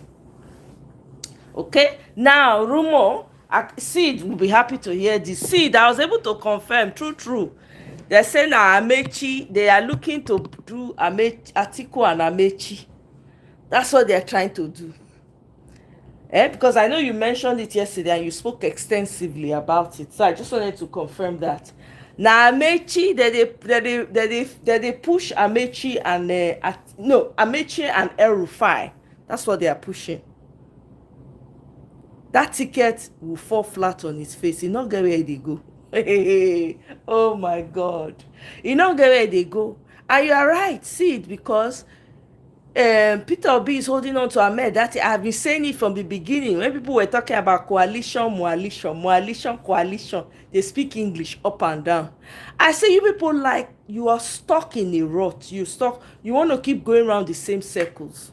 The same people that have made your life miserable, you people want to recycle them again. It does not make sense. We need new people, new brain. Not be the one say their brain don't go kaput. Okay? We don't need all these old people again. They should go and rest. If they want anything at all, they should follow behind Peter Obi and Ahmed Dati and push them forward.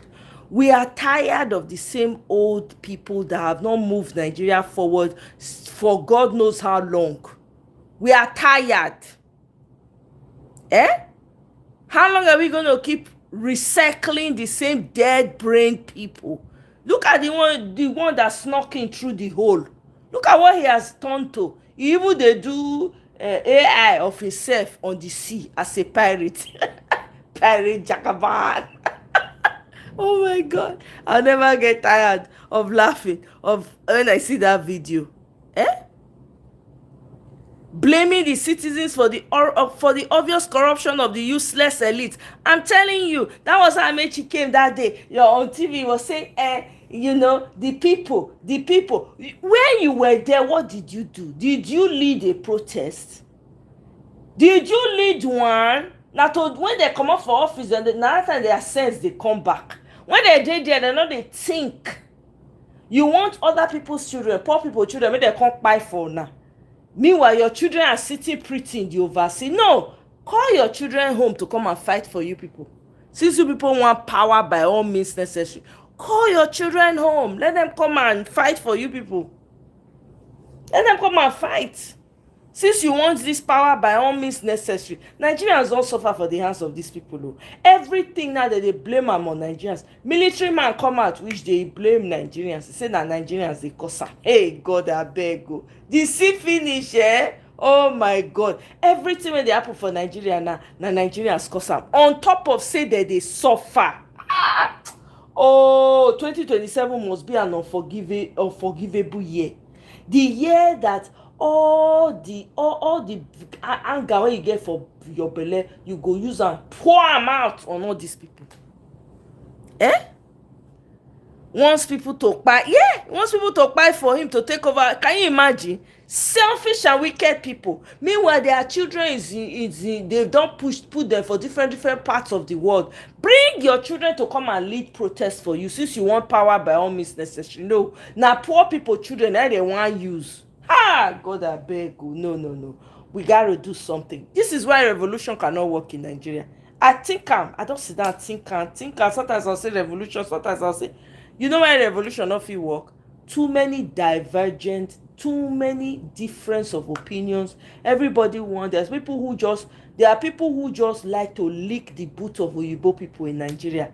there's nothing you can do about it. They've been so stuck with that mentality, it's impossible for you to get their nose out of the butt of Oyibo people. When they see Oyibo people today, they'll think they don't see God. I'm telling you, there are people like that. The ones where you go they talk, as they talk now, some people go they verse. Why na she no pass? What does she want? I beg, can't she just leave Nigeria matter? Those ones they. Do you understand? There are those that don't even want any improvement in Nigeria because as the system be, they benefit them, they get away with all manner of things. They are thriving. So they don't want things to change. So you're fighting so many battles at the same time. Revolution cannot work. If revolution work, it will be so bad. I can't even describe it. It will be so bad. Every ethnic group, you'll see ethnic groups, they fight within the same group. They fight themselves. How you want to quench that one? It's easy to shout revolution. The same people when they shout the revolution and they go still turn back, go sell you out. 10 kobo, 5 kobo. This is why the military juntas that we've had, military people that have taken over Nigeria, the few, maybe 1 or 2 that meant well, they could not succeed. They either buy them or they sold them out. The reason is too many divergence of opinion. Too many people when you want the power selfishly. That is why it never works. So, revolution cannot solve Nigeria's problem. The only thing that will solve Nigeria's problem is somebody with some sense that will come in and set everything in motion, fix the foundation. If it is okay, let everybody go to their different regions, fantastic. Everybody did their day. If you want to kiss Oyibo behind forever, be in your corner and be kissing Oyibo. Do you understand? If you want to sell your father's land and your inheritance to Oyibo man, that's on you. You cannot come back now and be crying and say Nigerians. No, it is you and your people that you will face those problems. This is my own opinion. No, I don't know. Other people may disagree with me. Annie, you see that video? I'm sure you were very proud of your Bami. Anyone finish me laugh. Annie, I'm sure you were very proud of your papa, man. The man was, see her for high seas. You see the turbulence of the sea. The man, right? Pirate Jagaban. I wish our people they even sell out for better. I'm telling you, they're not gonna sell out for better things. They're not gonna sell out. They won't. Now for trinkles, they go carry all their money, all their future, go give Oyibo people. Oyibo people go take and develop their economy. When they want borrow the money again, they'll come back, still borrow them the same money at a higher interest. That's what they do. That's what they do.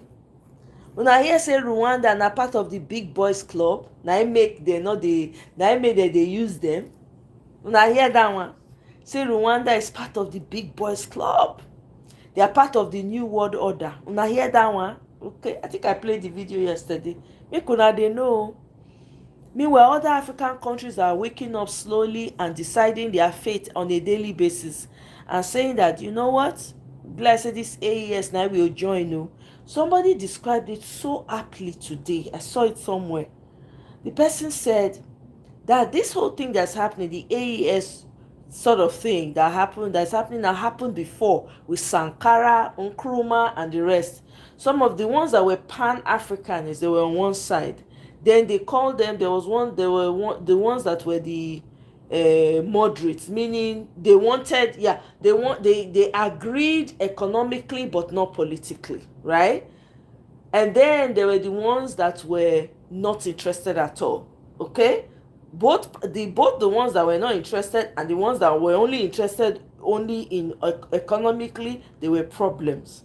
That's what seems to be playing out again now. But the difference is more African countries are waking up and are joining and are seeing the vision and joining the AES, which is good because more people are aware, right? You see that this talking that we are talking is working. You understand? So that's what I was like, oh my God, this makes so much sense. Because you see other African countries, If they give them opportunity, they will set Traore out, but God no give them. All of us, our eye dey shine like blinkers on that man, Chiani, Traore, and what's the other guy's name? I always forget his name. The one from Mali. That guy, they talk, they move. Oh my God. Action. Now they speak louder than words. Not be told they do something, move. No, they go see this one I call television. Now they speak English. Now they go school pass mouth. Now they don't pass. All the school when they go for Igbo, they go be like say they commode their brain. Just cram pass. That's all. Nothing, no clue, nothing. To speak English from now to tomorrow. PhD, doctorate, fellowship, everything. Dance. No dream, nothing. All the school when they go, nothing to show for it. No improvement in the lives of their people. No improvement in their communities. They're not sent. Dixon, welcome. Oh, how you dey, my brother? I see one YouTube shot of Nigerian woman wey go abroad and they say they happy say her daughter bring her come see Oyibo because dem be like angels. And she seen why they prosper. This no be old woman. Yep, that's it. Are we going to lie? Are we not going to? Is it not obvious? There was a video. It was a video VDM did today. Let me see if I can even play that video. I could relate with it. I really could relate with it, and I was happy he did that video because people need to hear. There are some people who they feel say they don't lose hope for this life. Do you understand? So they need to be encouraged one way or the other. Okay? Now, meanwhile, civil servants, they beg Nigerians, maybe they are beg, help them beg T-Pain and their counter general to pick a date to be paying them. And they should stop keeping them in suspense every month. Civil servants, no, they see their work even after they retire, suffering raised to power 1,000. Oh God. Oh. When I see this, there's this activist. I'm gonna get to that video in a little bit. That activist from in Delta State, Harrison Gwamishu, that's his name. The guy staged a solo protest at the Delta State government house, seeking to meet with the governor because of the pine that headsmen carried out in Abraka. Hey, Usalobwa. The man, come see wetin military. Wait, Mona, listen to her. Mona, listen.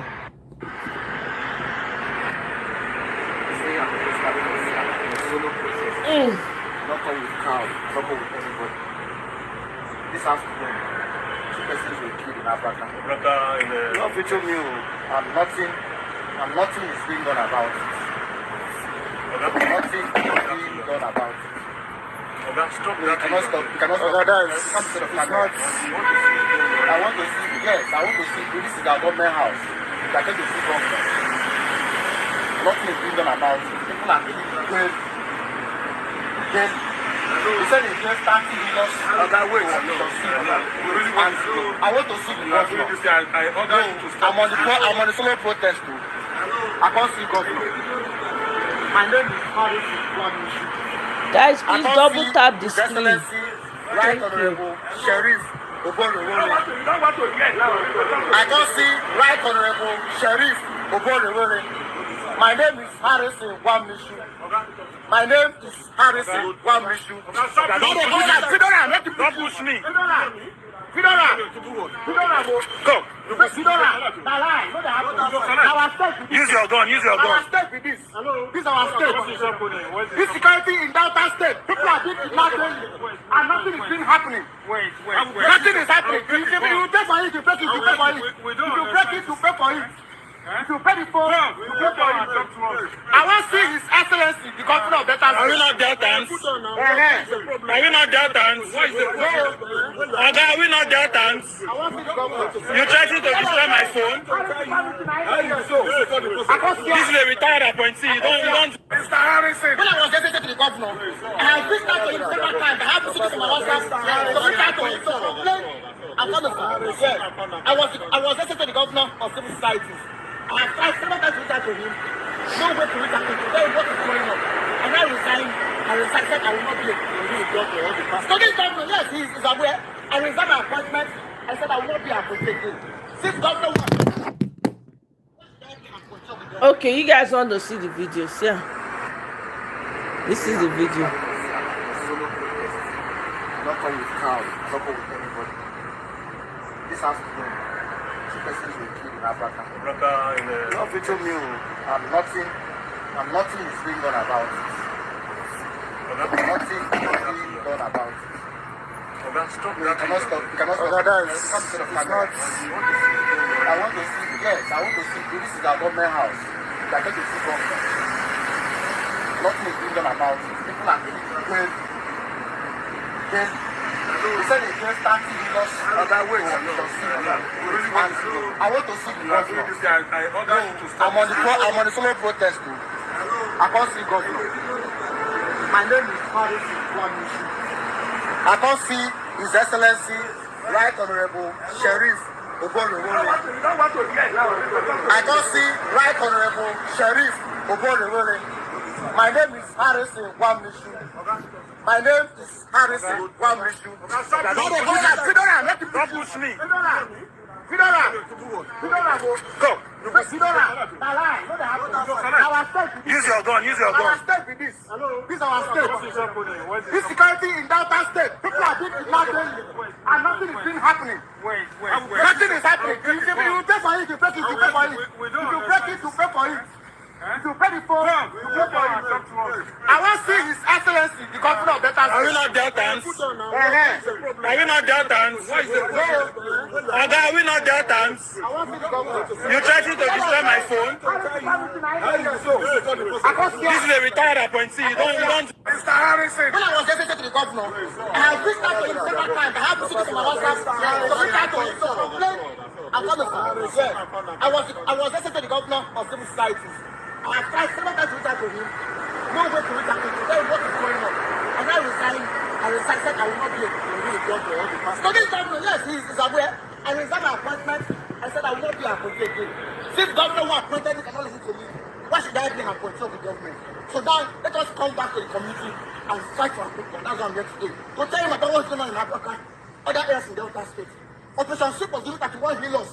The people one day bring the bush to assist us. Then why give them healers? Give the healers to people who are doing the job. The vigilante, the kidnapping squad who are doing the job, the police. At Gabby, these RRS at Gabby, they don't have any single operational vehicle. They rent vehicle to go on a trip. Is it right? They bring vehicle, personal vehicle to go and attack the camper. Is it right? Fund the security, fund the vigilante, and then disband the operation soup. You want to do the work they are not to do. That's what I'm here today. I'm not doing this. I know they joke. That's me. I'm telling you the truth. So not just incite us to do it to their mind. Tomorrow we go block here. Tomorrow everywhere go they block. Nothing will happen. Let me tell you the truth now. Go ask them. Not they put when they talk to me. They talk to me. Not they talk to me. Don't talk to me. Why don't you? Why do you don't? Not the they have a best no. They come from village. Ababu is Ababu. Ababu every day kidnap Ababu. Every day Ababu they kidnap Ababu. The guy, this Harrison guy, if I tell you the work that this guy is doing in Delta State, God, one-man army. This guy is an investigative. He's like what's the word now? Not investigative journalist per se. He's like a private investigator, I think. That's what he is. He was once an SSA to the governor of Delta State. He quit. He left the post because he was standing in his way of what he wants to do. This guy has helped so many people. It's, oh my God, one-man army. Now this guy be. He just they doing thing quietly. Just did that Delta State. Now they deliver people from kidnappers. You go. Now you go assisted. I don't know assisted. Sometimes you go raise money. Those when they sick, when maybe need help. The ones when abuse, maybe they abuse one man or one. God, only him. Sometimes I wonder, how does this guy do it? How does he do it? We could not hear wetin Baba talk. It's a pity that people have not really described Nigerian government. And for the first time in my life, I've had the opportunity to see something so I can describe them well. Now, You cannot call Nigeria a capitalist country. You cannot even call them apartheid. Now here, that's Baba's voice right there.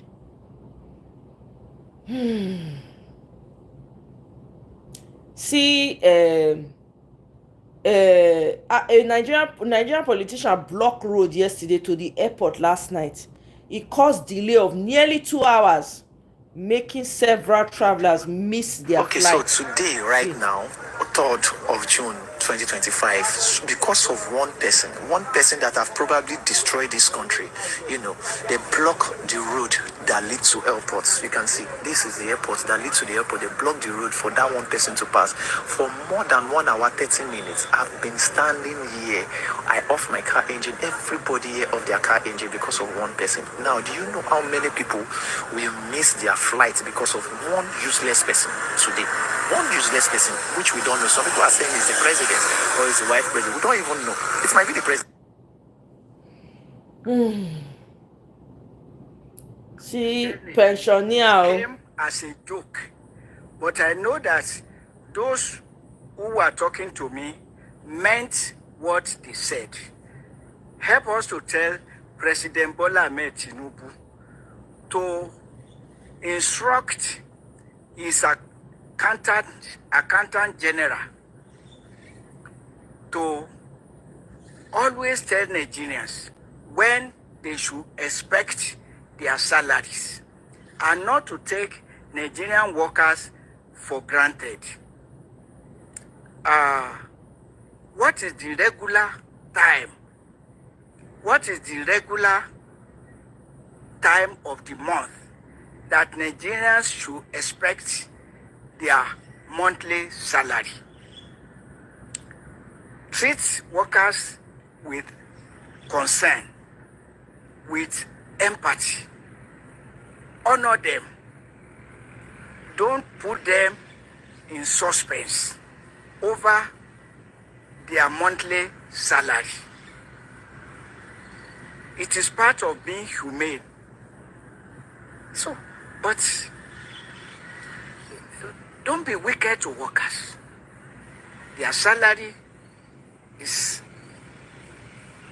hardly sufficient for them because of the hyperinflation, and yet they struggle to the end of the month, relieved that and thanking God that they have survived another month. But for the Almighty Ruler to keep them in suspense, together with their creditors, because not many Nigerians are without debt because of the paucity of the salaries and the hyperinflation in town. So those they owe money are after them. Their own needs are also after them. How can you?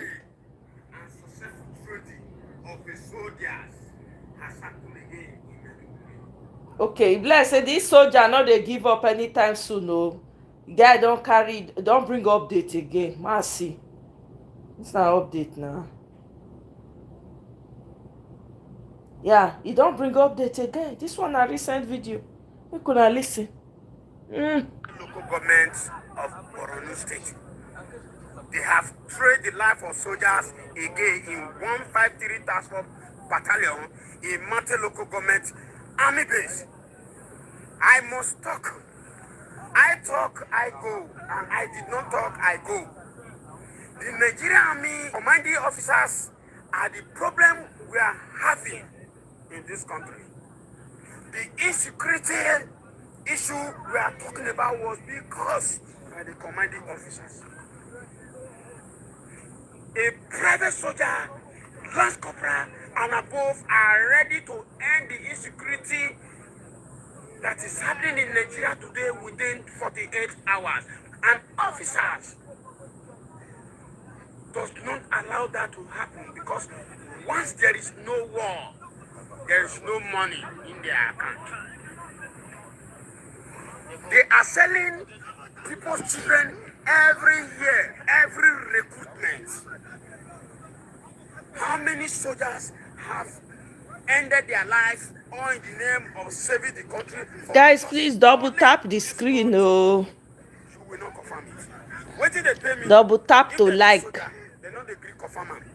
They know the Greek post am. But if they kill one just officers, you go see am for army updates. Soldiers wey dey kill for this incident, you cannot see their face on any army update, on any headquarters social media. But if na officers dey kill, one officer dey kill, the face for them dey show for all the whole platforms. But if na soldiers dey kill, you can never see the face of a soldier in any social media. Chief of army staff, wetin be your plan? Chief of defense staff, wetin be your plan to soldier? You when you call yourself chief policy and plan, Major General A. Bagudu, wetin be your plan? Can never leave for una to leave soldier alone. Can never leave for una to start to dey sell soldier every day in that Maiduguri and other states in Nigeria. Selling of soldier is now a business to officers. Taking of soldier life does not mean anything again in the eyes of officers. They will be happy now that a Boko Haram have attacked and the life of soldier is gone, that the federal government is going to launch allocation to repair that military base or soldier base. And they will repair nonsense.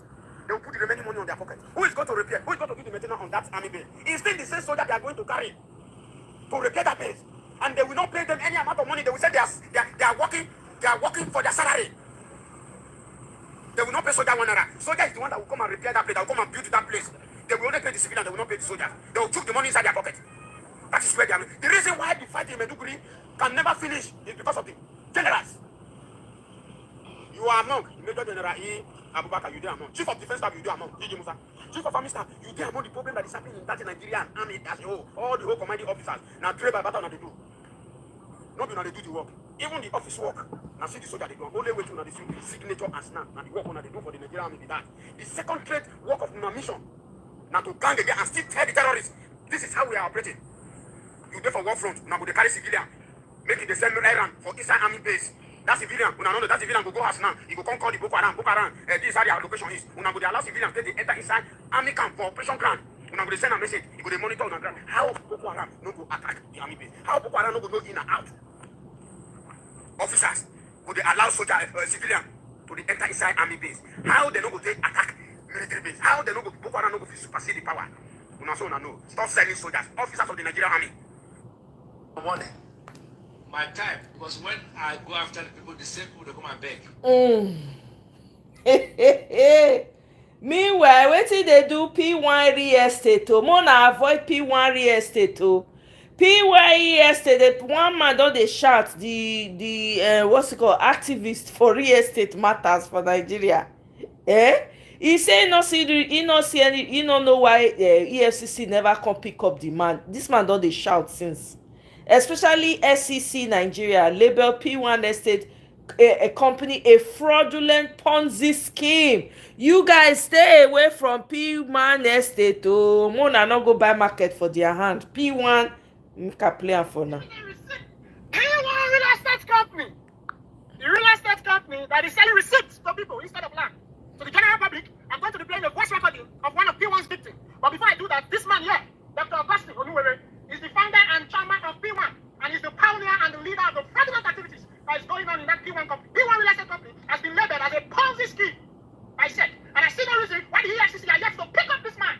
P1 is ruining the lives of people, collecting their hard-earned money and giving them receipts. And I'm also getting information from some of the people who are working in P1 who are telling me that 60% of the plots that P1 are selling to people are problem lands. Some of those people who have bought land from P1 does not even know that they don't have any land. P1 just took their money and gave them receipts. And some of them, they even allocated to them. But those land has been taken away back from P1. And those customers don't even know that they don't even have any land. That's why when you go to P1 to collect your land, they will tell you that they don't have land in the place where you bought again, that they want to take you to another place to allocate to you. Because they don't have any land. P1 are owing people land way back since 2016 and 2015. 9 years, 10 years and still counting. And the EFCC are yet to pick up this man. Good evening, sir. Please, let me drop this voice note to give you a proper picture of what is going on. I have made all payments right on the very day I saw the land. They took me to the land. The land is at Ibuso. So went for inspection, paid for inspection. They took us there, showed us the land. So I begin to make payment. As you can see from the date here, I started making payment 2023. So after I made payment, because what they told us there was that if you finish making your payment, it is instant allocation. That's what we were told. So from the file they gave me, from the documents they gave me, That was about 200 and something. So after making the payments, I kept calling them. When am I coming for the physical allocation? I'm coming. They kept on turning and twisting and turning. The MD of the P1 Max in Asaba, his name is Mr. Steven. Before I made payments, whenever I call him, he picks his call to address any issue I have or any question I need to ask. But after my payment, my money hits the account, Mr. Steven stopped being available. He stopped taking my calls. He even changed the number. They've had an issue with the said land. They refused telling the clients that, look, there's a problem with the land. They kept quiet. Kept on collecting money. Kept on refusing to pick our call. So the secretary that told me that there's an issue on that land. So when I now started raising alerts, when people, take them to EFCC or call police on them, they will not take them and go and reallocate them on another property. That was what the secretary, after my communication, that was what she told me. That guy has been shouting P1 since EFCC Eagle don't cover eye. Hey, God abeg o, Nigeria. Hey, meanwhile, Pastor David, not be pastor be name, David Ibiyomi, then they drag the man like Nama Mito.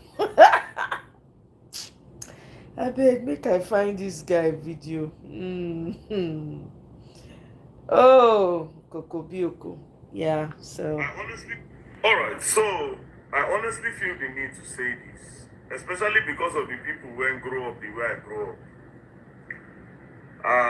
Me, I grew up for ghetto, typical ghetto boy now. Wait, Chibike, you say those P1 company, now P1 a real estate company. They say na two, but I say yeah. The guy na P1S real estate. They say you sell land, they allocate.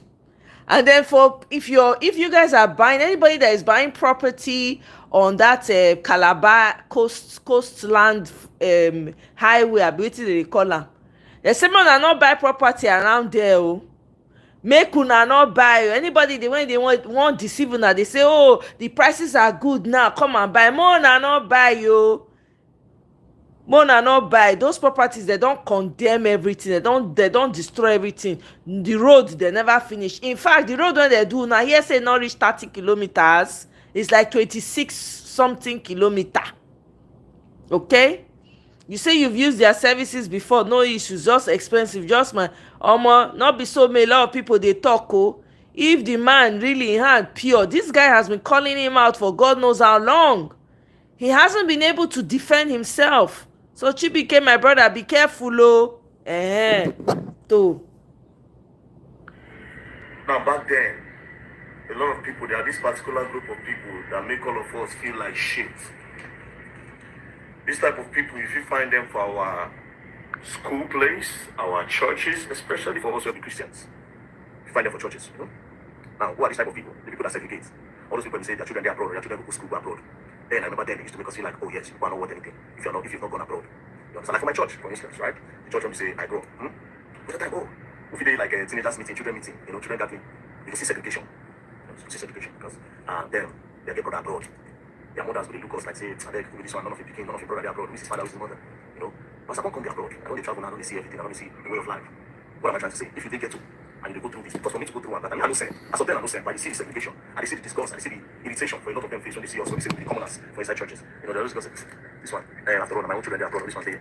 Now, my message is this, nothing they're abroad. Nothing. I remember vividly, when I go UK last year, you understand, they're one of them, very big man for my church, in Peking. I say I'm abroad. Surprisingly, not just a normal guy. But meanwhile, if they come back home, they go spend, go to see OPS. They get everything for abroad. But inside the abroad, nobody knows. Does that mean it's not successful? It might be successful, but not the way we all thought that they're successful. Now, the pressure they put on a lot of us, I didn't make a lot of us when God was shooting. See, I was saying less that time. When the curiosity of this abroad, oh God, they can try to go abroad. You don't listen when they tell you like this. If you don't understand, I mean, know where they come, I mean, know what they happen. So a lot of you might not relate to what I'm saying. But people that they forget to, they will understand. Especially when you don't attend all those big churches. When they say the only thing where can you join big man? And the group, don't they church, they get group, cleaning group, prayer warrior group, and all that. Normally, the former beginning, they get evangelism group. Because they need your voice to shout so well. Every other group is not beginning, no. I swear to God, this is not, I'm not telling anybody, I'm not trying to hold the church, I'm not trying to say anything from churches. I know what I'm saying. You understand? So if you did that bracket correctly as you speak, maybe you did get to what these things I talk about in the face. Don't see that abroad. That country where you did. Don't let anybody distract you. Where that man was not distracted, now he's very that man in Nigeria. I know they look people home. I never looked at them and they say, oh, I felt it. Because I cannot ignore what's happening around. I felt it. You will see it that you irritate these people. In the churches, you will see it. That you irritate these people. Now, okay? We are here, so if you did church, you did get to. They go through this kind of thing. Take it from me. I don't miss anything. That country where you did Nigeria. If you can work out for yourself, think of something that'll give you money. Go into products, go into farming, go into a lot of things that'll give you money. You're powerful in Nigeria. I swear to God, you're powerful. A lot of them when they do for this abroad, and they work like Jackie. Most of them they work like donkeys. And so none of the masters are representing. So don't look yourself listless at all. So you didn't get to basically say my children are abroad. You understand? Oh, this one is abroad and all that. Don't look at yourself like that, man. There's absolutely nothing here. There's absolutely a lot of them never make up for their abroad. They don't really come back because of the level where their parents don't put them for Nigeria. They don't really come back. Some of them don't turn junkies for abroad. Some of them not turn junkies, drug addicts for abroad. But don't look at yourself less, my brother. If you ever come abroad, you go come back and go back to your house. I'm not saying there's no opportunity here. Some people they make and wear. Some people let Nigeria make it. This message is directed to all those people who grow up like me. Do you understand? When they put you in the box, because your papa don't get, mama don't get, your children are abroad, your brother, your sister, they're abroad. Segregation. They just story, you're going to feel awful, you're going to feel bad, you're going to feel worse. Don't be distracted, innit? Like I said, this message is not for everybody. I know the people when I target to someone. You understand? God be gone, man. God be gone. It's a lot, don't play. Don't play. Play gone, man. I will learn the hard way. Don't let anybody distract you, man. Focus on your goal. You get there. Alright. I think what he said is very important for a lot of people in Nigeria that feel like being abroad is everything. It's very important for them to be aware of that, to be honest with you, because a lot of our people are just putting their lives at risk. They are putting their life at risk trying to cross very dangerous places just because they want to be abroad. It don't make any sense. And na true it talk. Some people are real time struggling here. It's better for them to be at home.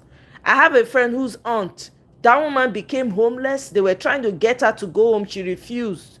She was living on government stamps or whatever, moving from place to place. Before they knew what was happening, she was in New York on the street. Before they find the woman, one day they just find her. She was not responsive. She don't buy. Wait, only God knows what happened to her for streets. So, where you are in Nigeria, I know say insecurity, not dey let people see road now. I know that. But trust me, if you get means to stay for Nigeria, because stay. In fact, e even pay make you stay now, because all these oyibo people, they don't get plan, they don't get better plan for our country. Now how they want take on collect on our property, now they look for. All this spike when I see they happen. Now property they want from back collect. Now property, now they from back collect. Una see say una T-Pain don't come award he give wetin that they call am award. He give Bill Gates BG. I'll call him BG. He give an award unto say wetin that man don't do. Okay. Hey, in Nigeria, a child who can recite Shakespeare is called brilliant. One who can fix a generator is called unserious. That's why we have a country full of grammar and no light.